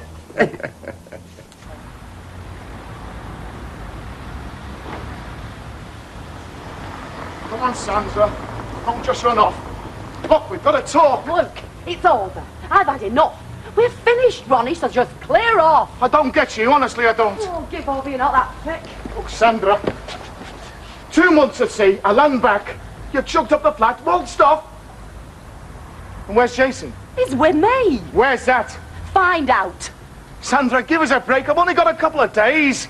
I've got presents and everything. Sandra, don't hide from me. You and Jason are all I've got. Sell your presents. Buy yourself a punch bag. I'll chase you this far, I can find you. I've got the right, you know, Sandra.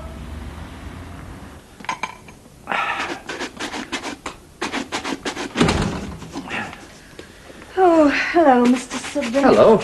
You seen my glasses? I dashed out this morning in such a rush, I'm lost without them.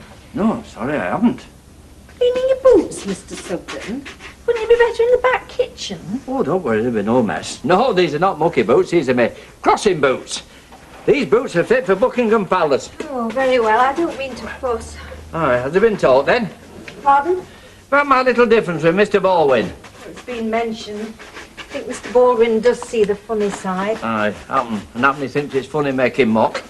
I could still have him, you know. Oh, if I were you, I'd let the matter drop. I really would. I had reason to believe he'd been drinking. We're going to start driving. Oh, all right, perhaps a bit of childish tomfoolery, and perhaps that young lady is chauffeuring him. Oh, there's no doubt of that. Mind you, the trap was quite carefully laid, I should imagine. I dare say. Well, you can say what you like. How we're doing, right? And he were playing the goat. Well, listen, don't let him come to my crossing expecting me to stop traffic for him. I think he realises he has to tread carefully. Having lollipop sticks can be fun. But on them crossings, my word is command, so let him think on. Yes, well, I'd better go. And you won't forget to put those chops in the oven. Oh, don't panic. No, I've fed regiments. Oh, yes, it'll be cookhouse at 1800 hours prompt. 6 p.m. in your language. Right. Ta-ra, then. Bye. Cheers, lad. Thanks, love. Oh, I just hope Sandra's okay, that's all, because you can bet he waited for her. Well, he would, wouldn't he? I mean, that's obvious. Once he knew she worked here cleaning. Oh, he seemed as nice as pie, but how was I supposed to know it was her husband? I wish you'd have told me. I'd have chinned him right away. Must be a nut, a little Jew like Sandra. He wants to go to your house if he fancies thumping women. I reckon Mike Tyson would have his work cut out. Yeah, it does make you think, though, doesn't it? Him being as civil as he was. I mean, that black eye Sandra had, we've only got her word he did it, haven't we? There you go, lad. Yeah, you can take it from me, Mike, honestly. This alarm business is first-class stuff. I mean, I'm only in on the ground floor at the moment, but even on that level, the potential is there. And it's there because of the social situation. I mean, on the one hand, you've got folk with property. On the other hand, you've got folk with no property. So there has to be protection, right? Do you talk to your bank manager like this? Of course I do, yeah. Do I know this guy that put the money up? There must be a guardian angel somewhere. Well, maybe there is, maybe there isn't, eh? Oh, I keep forgetting that. You've got a rich widow looking after you, haven't you? I'm only kidding. Do you want a refill? The stock's still made, so not about yours. He has a break now and again. I think it's these phone calls and he disappears, you know, doing estimates with his best suit.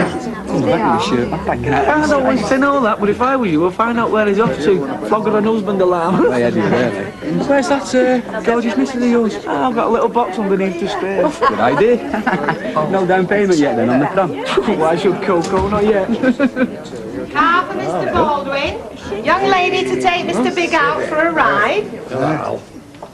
What is it this time, lovey? Wedding, funeral, or have we dropped lucky and you work for the mafia? Bang on time, that's what I like. Forget the static. Just point the car towards Bolton, I'll be out in a minute. You're all right. Got it made, you. Got it made. See you, Mike. See you, Mike. Hey, Dolly Daydream, is she off staff now? Oh, no, she's from an agency. Thank you. Must be costing her bomb. Personal drivers don't come cheap. And when you think, to be honest, it's mostly for show.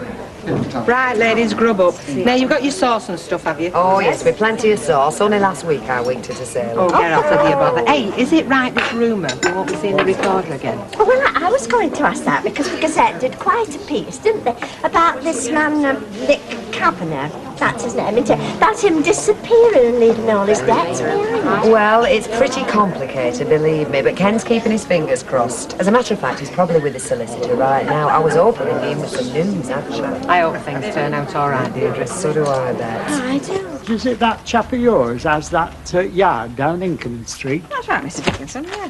Lad working for him, I see. Nice new car. Well, and you're in business, you know. Well, I were on buses. 32 years I were on buses. They used to call me Wyatt Earp down at depot. Had that many scalps. Fur dodgers, you know. Ooh, I were mustard on fur dodgers. Mind you, I'd shoot all scroungers, I would me. But I've nought against hard-working folk getting on. Well, you wouldn't, would you? Unless, of course, you were full up downstairs. Hey, no scroungers ever got on my bus. Regulation number and that were it. Ta-ra, then. Try, Mr. Dickinson. Little ray of sunshine now. Hello. Hello, love. Luke, I wanted to ask you a favour. Go ahead, shoot, and the world's easiest touch. Oh, listen, I'm not on cards, you're out. Oh, of course you're not, love. Take no notice, just me going quietly bonkers. It's to do with our Jason. Oh, he don't want to change his paper round, does he? Has that Wayne Pickles been pestering him again? Oh, no. No, it's his dad, Ronnie, my husband. Well, he's home off boats and he's on my track. Oh. He's not been here, has he? Well, not to my knowledge, love. I mean, maybe it's said now. I don't want him to find me. He's traced me to Rovers and I'm worried sick he'll land up here. Well, to be honest, love, I don't quite see what I can do if he does. Well, it's me address, isn't it? That's what he'll be after. Well, supposing he turned up this evening at paper time and your Jason's hanging around. Well, that's another thing. He won't be. I shall have to keep Lad at home. You can't keep it hidden forever, can you, love? Well, it'll only be for a few days, then Ron will be back at sea. He'd never jump his ship, wouldn't Ronnie? Well, he should have married it, really. Well, you know your own business best, but don't you think you're being a bit hard keeping Lad away from his father? Harder not, that's the way I'm playing it. Jason won't be in school, and he won't be taking his papers. And if his father does come here, I don't want him getting me a dress, okay? Okay.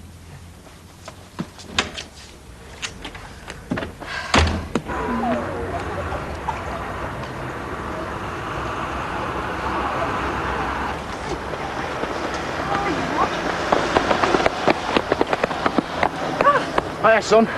When you dock? A few days ago. I've been looking for you and your mum, haven't I? They had your crisps, did they? Which one do you reckon it was? Doesn't matter. I think there's an all. Well, I'll tell you what, I'll buy you some. As many as you want and the rest. How about it?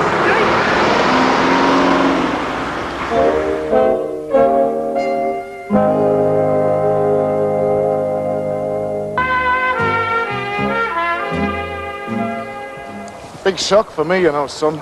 2 months at sea and I land back to be told that you and your mother have done a moonlight. No address. I was lost till I ran your old school. They told me that you were here. It weren't my fault, Dad. Mum said she wrote you a letter. Well, she didn't, not a blind word. I don't understand her. You had that lovely. Where are you now, eh? Some miserable hole, I reckon. It's all right where we are. Near the park, is it? Nearby. Forget it, Dad. You and me Mum just don't get on. And sometimes that's murder for me. I'm hardly ever at home, son. Have I ever touched you? No. Well, that's the bad thing. If I'd have touched you. Look, son. There are things that go on between married people that children don't or can't understand. Now, your mother's a great girl, but she does like her own way. Look, I need your address, son. I want to send money and so on. I don't want to see you and your mum go short. I don't. Mum will go mad. Look, I won't tell her that you said. It is nearby, isn't it? Is it a flat? Jason! Hey, your mates are hanging on. If you don't scoot, you'll miss them. That's right, Jason. Do as your mum says. She's the boss. She knows what's right. I'm just your father. Yeah, I'll see you later, Dad. Ta-ra. Oh, Jason, don't rush off. You fancy the flicks tonight? Jason! Look, let him go. Just leave him. He can't handle this. He's just a lad. Yeah, my lad, right? Look, Sandra. Tell me where you live. I want to know. No! I'll follow you. I've got all day. I can find you. You can't tramp the streets till midnight, you know. Look, if you follow me, I'll get a policeman. And I mean that. You're neurotic, you are. All turned in on yourself. Sandra! Come in, Bob. Honestly, bloody bureaucrats. Enough to make a saint swear. Any chance of a brew, lad? Take a seat, Bob. Well, I'll need a foam in triplicate, or failing now, please. See why I'm on a short fuse? To get it at home as well. Oh, show me the kettle. I'll do the honours. Now sit down, it's my department. Us bureaucrats are sticklers for protocol. You're not a bureaucrat, you're a counsellor. It means you're just learning. Plus, you're beautiful. No, the real artists that can make red tape do cartwheels. So what happened? So what happened? How can I tell you? Am I Kafka? Dickens had a word for it. Circumlocution. Oh, aye.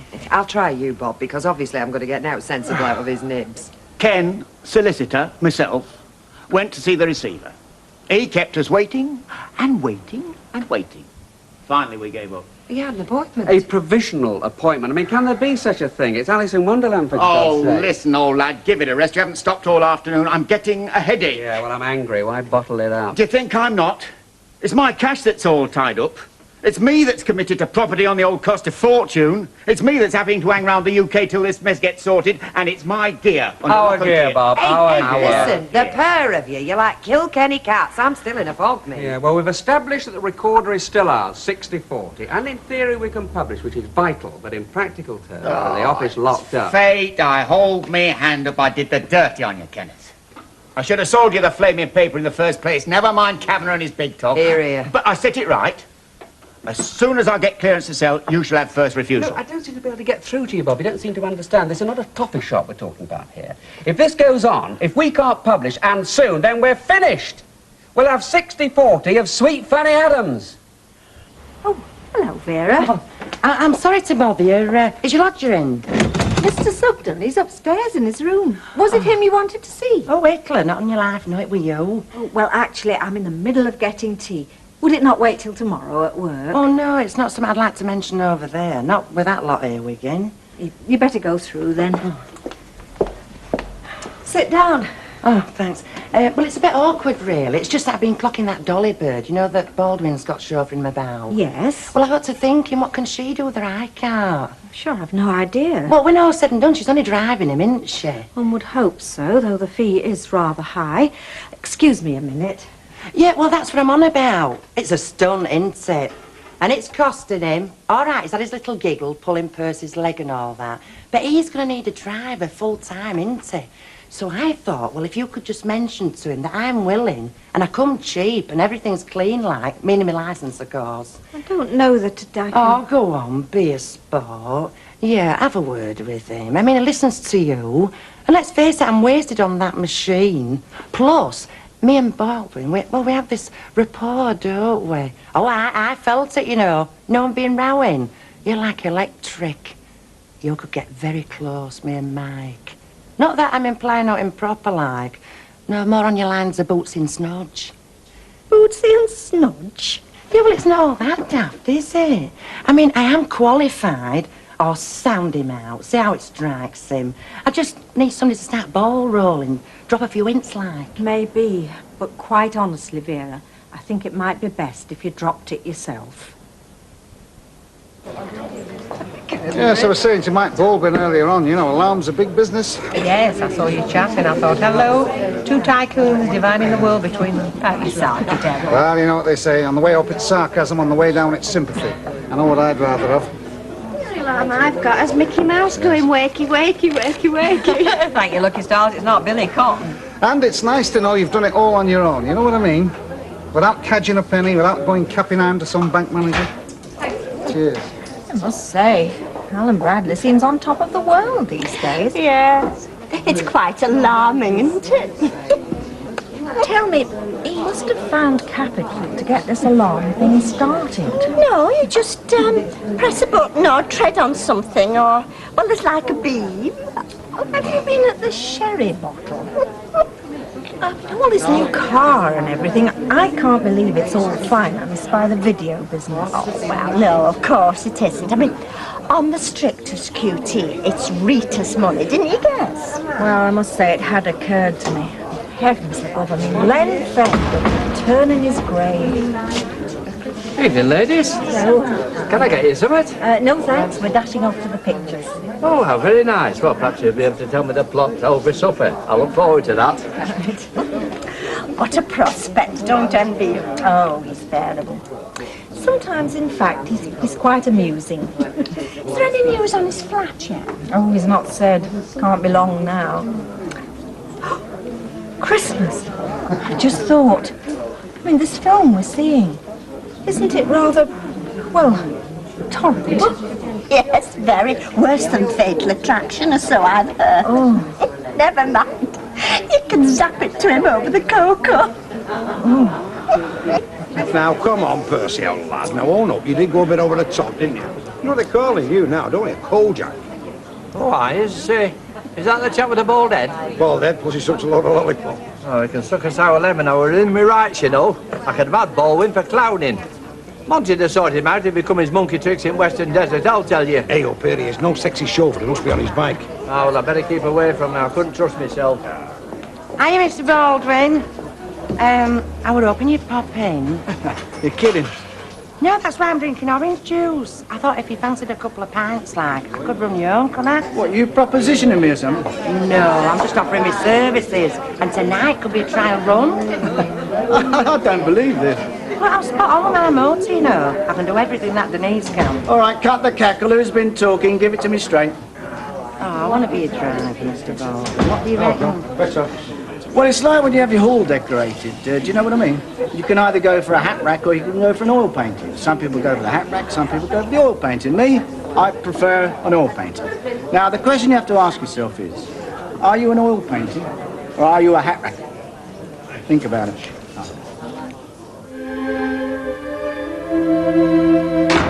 Back!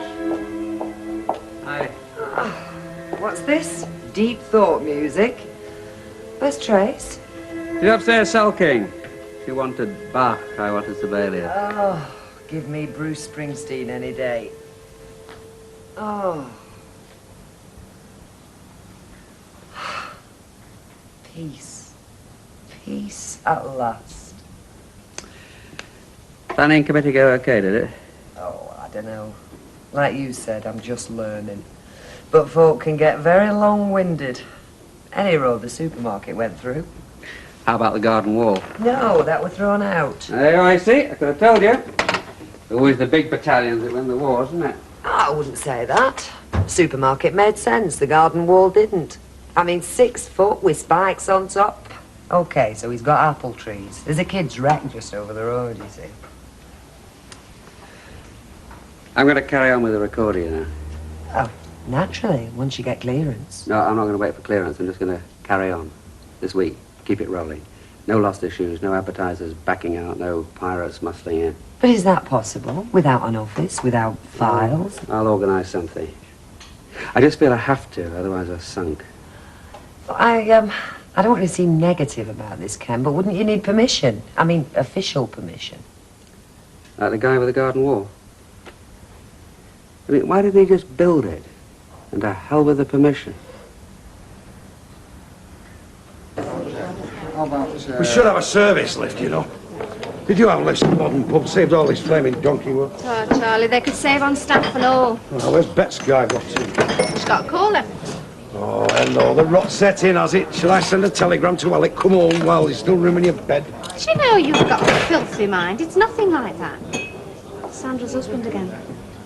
Do you think Bet's seen him in there? Well, she'd no option, had she? She's been pestering me, trying to quiz me. He's determined to find out Sandra's address, you know. Yeah, but she's in there with him. No minder, no muscle. Oh, bloke seemed harmless, you know. Anyway, Betty's not here, is she?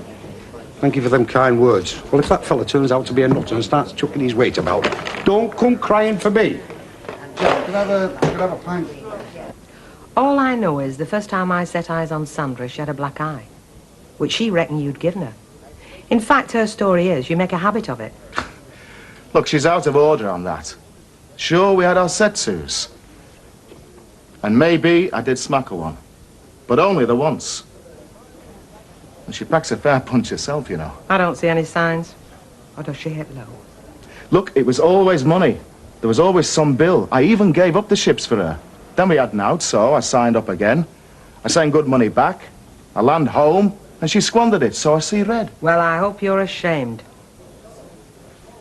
Do I look like I'm chuffed? Am I bragging? I couldn't feel any worse. I'm desperate to put things right. But Sandra, she's like stone. I'm giving you no address. Look, all I want is a chance to talk to the girl, convince her that I am on the level. I can't do that on the street. Look, if I had out to say about Sandra, the first thing I'd say is that she's genuine. Now, all right, you sound pretty genuine and all. But then again, I'm fishing in deep waters, aren't I? Well, Sandra might be deep, but I'm not. Listen, I could help you. I might even want to help you. But if I make the wrong move... You'd be doing right. But don't do it for me. Do it for Sandra. Do it for the kid. I mean, how can they manage? It worries me sick how they manage. And it's all pride. I could have pride. I don't like being here practically begging. I could just take off and say, stuff it. I'm nothing simpler when you're on the ships. All I want is a chance to explain, to say, I'm sorry. Say, why can't we try again? Just an hour, somewhere quiet. And then if she still wants to turn her back on me, all right, I'll be sick. But I won't just have walked away. I'm down here in 2 minutes flat, Jack Duckworth. I'm coming up there with a bucket of water and chuck it all over you. Yes, and I mean it. I went up. Fell out of bed, did you? It was my flipping day off, you know. What's weather like? What? I said, what's the weather like? You know what that is, don't you? It's what goes on outside. Looks bright enough too, flaming bright, in fact. Yeah, sun's on is shining a foot deep, isn't it? Well, I'll tell you something. We're going to get some of that sunshine today, you and me. What do you mean? Well, I'm going to ask for afternoon off. I'm older person all day. Then you and me, we're going to go out into the countryside like other couples do when it's a nice day. No, too much I love. Oh, aye?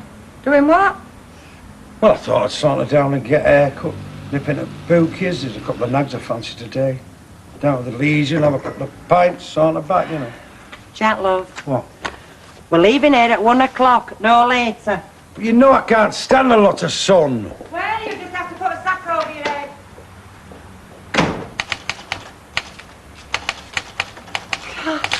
It's true. It is a typewriter. I thought I was hearing things. Hey, what's the idea? It's barely light. Well, it's only just gone 8 o'clock anyway. I'm getting a paper out and I haven't got much time. What time did you get up? Oh, 6-ish. I think that must be some sort of record. Ken, Yeah? where are we going to have our breakfast? Right, what do you think about this for a front page lead? A local birdwatcher got a shock when he trained his binoculars on a sylvan glade. Instead of a great spotted woodpecker, he spotted a witch's coven. Mr. Ronald Ingram told the recorder yesterday the incident happened when he was birdwatching in Potter's Wood. Was he drunk? Well, he told the police what happened and he reported it to his vicar. Don't swoop on coven. Witches flee cops and God, I like it. Now, where are we going to have our breakfast? Oh, can't we have it on a tray or something? On a tray. Right, Alistair. Alistair? Cook. Joke. Ah. Hey, listen, can I help at all? I mean, I have got a committee meeting today, but I could easily give it a miss. I mean, it'd be stifling in that committee room anyway. I could do the typing while you have the brilliant ideas. Oh, thanks, love, but I can manage. No, you go to your meeting. You reckon you will get a paper out this week, do you? Oh, absolutely. The recorder is my paper, not some faceless officials who decide to lock it up behind closed doors. It's mine, and it's coming out this week as usual. Ken Barlow, the eye that never sleeps. Skip it. Ah. Well, if you'd have asked me there and then, I would have said I believed every word he said. But I've slept on it since. And then again, you can't ignore the fact that her story sounds just as convincing as his. Well, more convincing. She had a black eye, remember? You weren't sitting at this table listening to him, Glo. Yeah, well, he's just a liar, isn't he? Like them all when it suits them. My word, we are bitter about fellas, aren't we? I'm not bitter, I'm just wiser. Till the next time. There won't be a next time, Bet. Not unless he's flipping pedigree with a certificate to prove it. All right, I'm sorry. Anyway, you're not saying so much, Betty. I think they're both right. Oh, how the hell can they both be right? Either Sandra's telling us a load of old tat at the husband is... What I mean is they can both be right according to which way they see it. I mean, me and my Cyril can look through the same window and see different views sometimes. Yeah, but he didn't clock you on every time he disagreed with him, did he? Like Sandra's husband has. No, but I felt like clocking him more often. All right. Now, the point is, should I tell her what he said that he wants her back? Or should I... Have you seen me rubber gloves, Bet? They're on kitchen sink, love.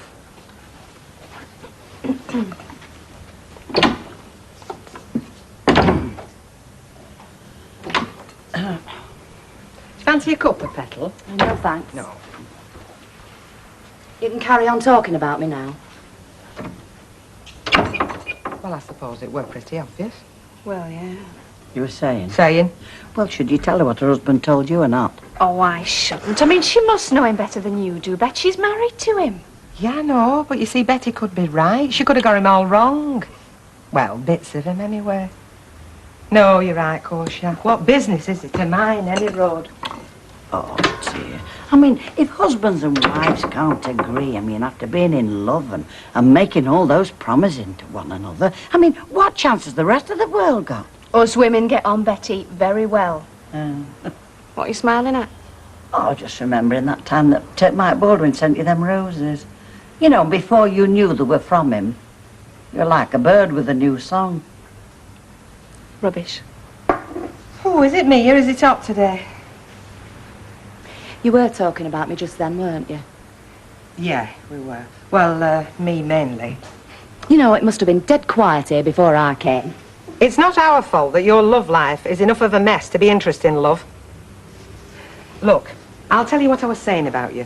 Well, about your husband, actually.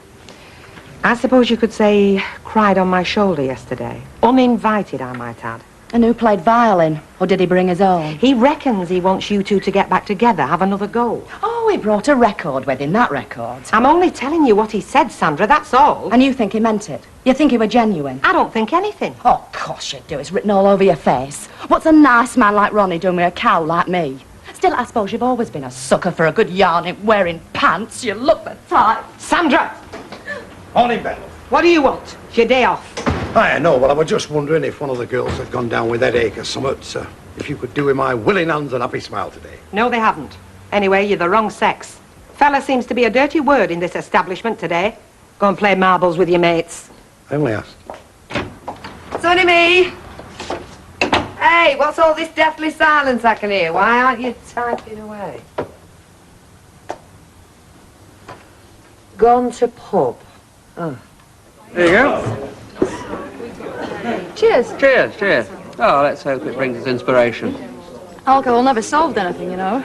It's not for my dad, it didn't. Yeah, I know. But at least it might make the problem seem a mite smaller. Anyway, we deserved a drink. We've done well this morning, especially you. Yeah, I have, haven't I? Have you always been so sure of yourself? Runs in the family. Yeah, as I know to my cost. I'm off home. Right. Do you mind if I give you some advice? If he comes in again, Ronnie, and he tries to cry on your shoulder again, tell him you're wearing your best frock. And do you mind if I say something? What? Are you always this bloody rude to people who might only be trying to help? Thank you. Who's the attractive young lady with Mr. Barlow, then? What young lady? What sort of a nonsense is that to give to a regular and valued customer? We're all in a very funny mood in here this morning, Perce. They're not on their own. My missus is acting very strange and all. Must be the hot weather. Mind you, they are creatures of whim and mood, the ladies, aren't they, bless them? Ah, you're right, Perce. But how do you start to understand somebody who spends good money on a frilly cover to cover a bog roll with? Hello. Oh, hello. Have you got my note? Yeah. Hi, Deirdre. Hi. Take a beer. I'll get you a drink. Lager. Please. Lager, please. Isn't it exciting? Getting a paper out and store loads. Just like a gallon. Ah, yeah, I suppose it must be. I didn't realise you were going to be involved. He phoned me up this morning out of the blue. Did he? I was thrilled and very flattered. Were you? And it gives me a chance to make up for what my dad did. So, how's it going then? It's fantastic. We've nearly got enough copy for the news pages. Most of it fiction, mind you, but what's new? Leona? Cute. I was just telling Deirdre how well we've been doing. Yeah, that's why I thought we deserved a rest and a drink. So you've cracked it then? Oh, no, not yet. There's still quite a few problems to solve. Nothing we can't sort out between us. Can you remember being that keen and optimistic, love? It's like working with a fizzy drink. Really? Right, come on, let's be having you. Let's me finish my pint, Vera. We're going now before winter sets in. See ya. you, Purse. Have a nice day. No chance.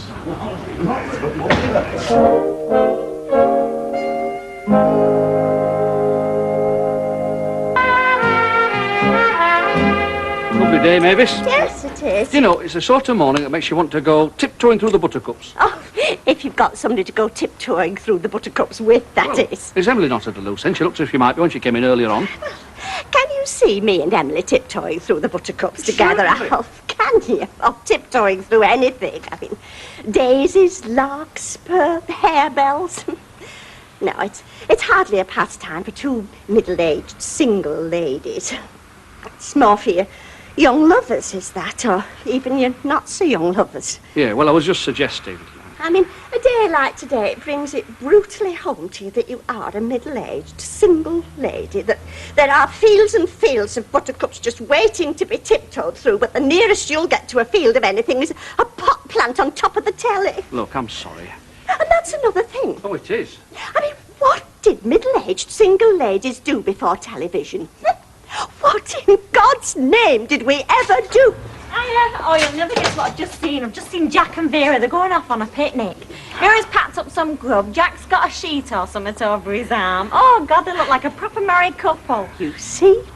Even somebody like the Duckworths can go tiptoeing through the buttercups, and they probably don't know the difference between a buttercup and a dandelion.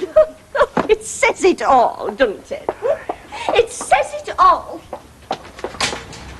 What was all that about? You know, you might think this little shop is just, ordinary, mundane little mini-market, but it isn't. It's a powder cake. Folk come through that door, they look as if they haven't got a thing on their mind except buying a tin of peas. But inside, they're in turmoil. Turmoil. So just remember that and try and keep your mouth shut. And above all, never mention buttercups. Right, there's some tea in the pot, and I've left you some biscuits out. Oh, thanks, love. You shouldn't have bothered. Oh, I'd like to feel I'm making some contribution to the epic fight for survival, however small. Ouch. That went straight to the solar plexus. What's the matter? Nothing's the matter. Oh, come on. That was a 22-carat example of heavy sarcasm. Look, I offered to help you this morning, remember? But you reckoned you could soldier on by yourself, and then as soon as I walk out the house, you're on the phone to little Miss Sherbet. Not true. Is she helping you, or is that a poltergeist we've got in the bathroom? I phoned her because I suddenly realised she's a walking advertising ledger. It would take you and me hours to comb through the back numbers and come up with the repeats. She carries them in her head. Well, most of them anyway. It was needs must, really. And I suppose she is as bright as a button, not to mention a little ray of sunshine. Yeah, she is. Yeah, well, you just remember your nervous stomach if you overdo things. Rotter. See you later. Bye, Bye, love. More council business, Deirdre? Yes, afraid so. Boring old council business. Still, somebody's got to do it. We can't all be jolly journalists. Bye. Bye. Hello? Yep, Ken. Thanks. Hello? Jim, can you do it?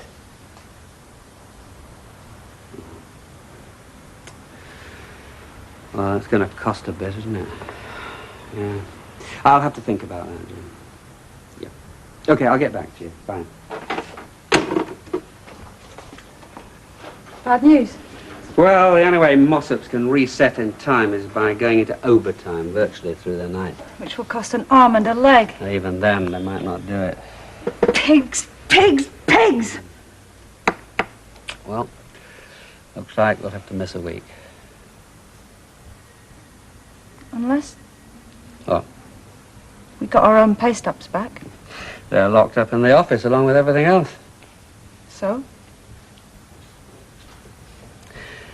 Don't be silly.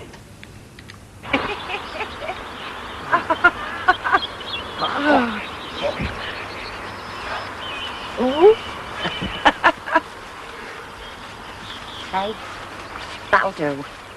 There's a spot as good as that flipping mile back. Yeah, but I didn't like looking at that bull. It was a cow. Oh. Come on. Yeah. Ooh. What's the nettles? Oh.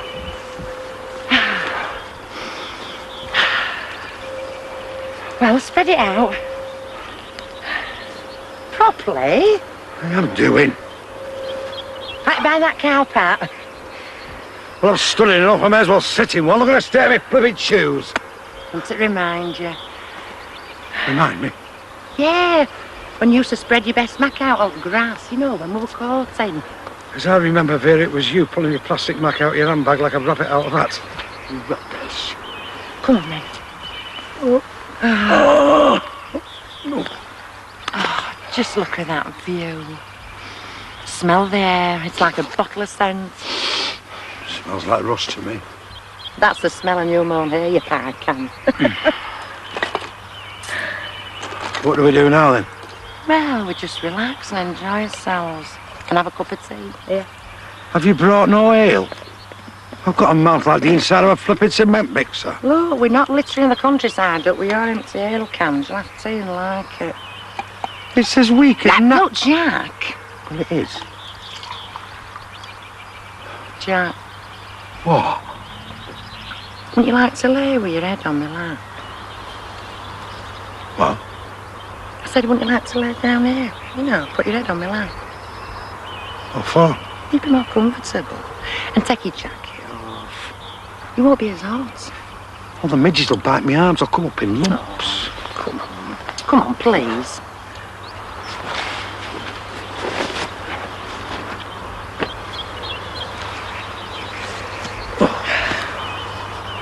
There. Isn't that nice, eh? You've got bony thighs. Hope there's no flipping ants' nests under here. Oh, shut up.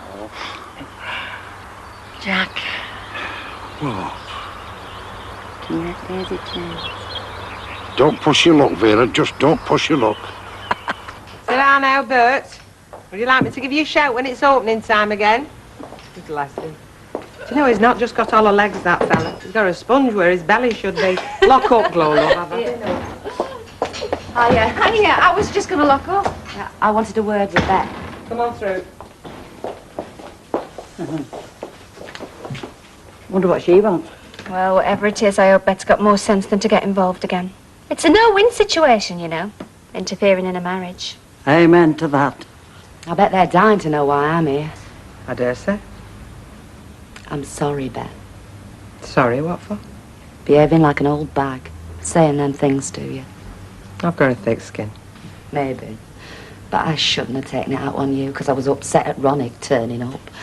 Well, I should have kept my nose out of it and sent him packing instead of thinking our Marge probes. He can be very persistent. But I have retired from the fray, and that's a promise. Not retired hurt, I hope. Definitely not. Anyway, I've decided to see him. Talk to him. Not because of anything I've said, I Oh, hope. no. It's the only way to get rid of him. Well, he reckons he's due back at sea in a couple of days. Yeah, but he'll turn up again. No, I've got to put him straight once and for all. Sandra, are you sure there's no future? Oh, now then, Oh, Bet. I am sorry. Anyway, I thought I'd tell you. And no hard feelings, eh? Do me a favour. I'm a woman, aren't I? We've all been in the same hospital with same injuries. I'll see you at morning. Don't be late, lady. See you, Sandra. We're away, Bet. Right. What does she want? Do you know, I thought you'd never ask. She's decided to have a talk to him. And before you say a word, either of you, I never said a word. She's doing it off her own bat. Why are you grinning like a Cheshire cat, then? Well, maybe she's just forgotten what colour his eyes are. They're a lovely warm brown, actually. Do you know you've gone soppy since you married Alec? I know. And that were a minor miracle, weren't it? What have we got to lose? Well, our liberty, for one thing. They're not going to put us in clink for sneaking into your very own office. Yeah, but we're not sneaking in, are we? We're breaking in, because legally that office isn't mine at the moment. It belongs to the receiver. Question is it worth taking a risk for? No. I say it is. No. James Stewart would have done it. If his paper, the Buffalo Bugle, had been in jeopardy, he'd have got his six gone out to save it. Never mind just breaking into a stupid office. I'm not James Stewart. So what happened to all that we're going to get a paper out or bust rubbish? Oh, we got beaten by the old enemy. Time. We got beaten because you won't go and get your pay stubs back from your office. I bet you'd have done it 20 years ago. Were you chicken then as well? Don't be impudent. Yes, teacher. I mean it. Me and Jonathan will do it then. Who the heck's Jonathan? He's a friend of mine. He's mad. No. I'll tell you someone who'd have broken into the rotten office. My dad. Yeah, and we all know what happened to him, don't we? Bankrupt and discredited. I'm sorry, but it's true. At least he had a bash. He tried. He didn't just give up because some stupid little problem cropped up. If he said he was going to do something, he did it and blow the risk. How many risks have you taken in your life, eh? Not many, I bet. I've really enjoyed myself. I feel really refreshed. Hey, have I got sunburn? You know what I've got? A broken flaming ankle. Oh, you've only twisted it a bit. No, it's your own fault, dashing about like crazy just because of a couple of wasps. They're hornets. They're all hornets in the flaming countryside. Just look at the state of my new shoes. Do you know, we're going to do a lot more hiking. We are. We'll get some proper hiking shoes. I can hike down to the rovers in my stocking feet. Yeah, we're going to get out and about this summer. Do things. Oh, I am knackered. Hey, Vera, get us a can of lager, will you? Yeah. Throw it throat silts up completely. We've got a lot going for us, you know. I mean, we're not short of a bob or two. We're both working. Got a lovely little car. And like Hilda Ogden used to say, the world's as lobster. Open it for us, will you? I haven't got the strength. I mean, we could ask Ivy and Don to come out with us, make a foursome. Some lovely countryside, you know. Lake District, Yorkshire Dales. Right here on his own doorstep. Yes, Vera. We should do things together more, you know, like today. You know, we should be mates, shouldn't we? Not just husband and wife. I mean, what's the point of being married if the only time you see each other is, well, in rovers or in bed? I don't see much in bed either, except top of your nuts. Yes, Vera. So we'll pick up where we left off today. Yeah, you can take me to bingo tonight. What? You can take me to bingo. It's my flipping day off. It's tea time and I've done naught with it yet, except get grass in my hair, all it's up my nose and I swallowed a muck fly. I know. Well, listen. You just have 42 winks, they recuperate while I have a bath. Yeah, and then we'll be out on the town. Ooh! Hey, we'll be like Donna Meach and Rita Hayworth.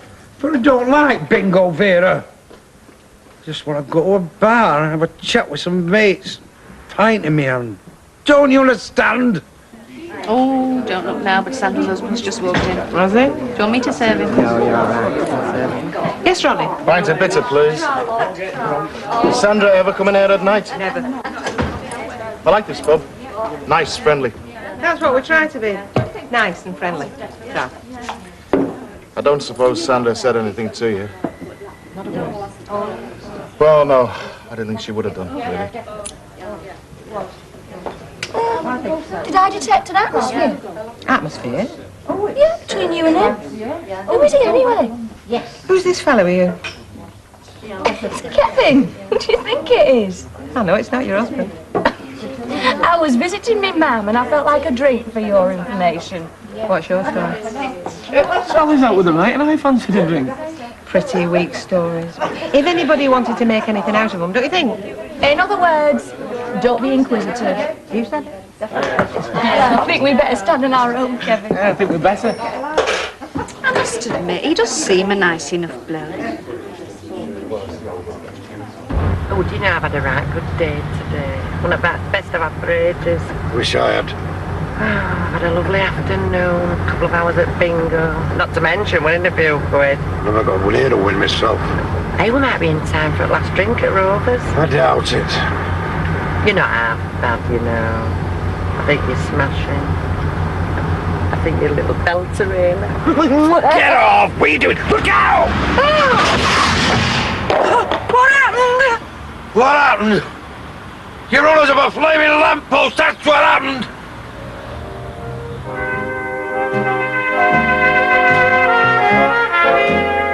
You can see all this week's episodes in the classic Coronation Street Omnibus on Sunday afternoon at 3 o'clock. Still to come tonight, the best of British comedians, with an audience with Billy Connolly at 9 o'clock.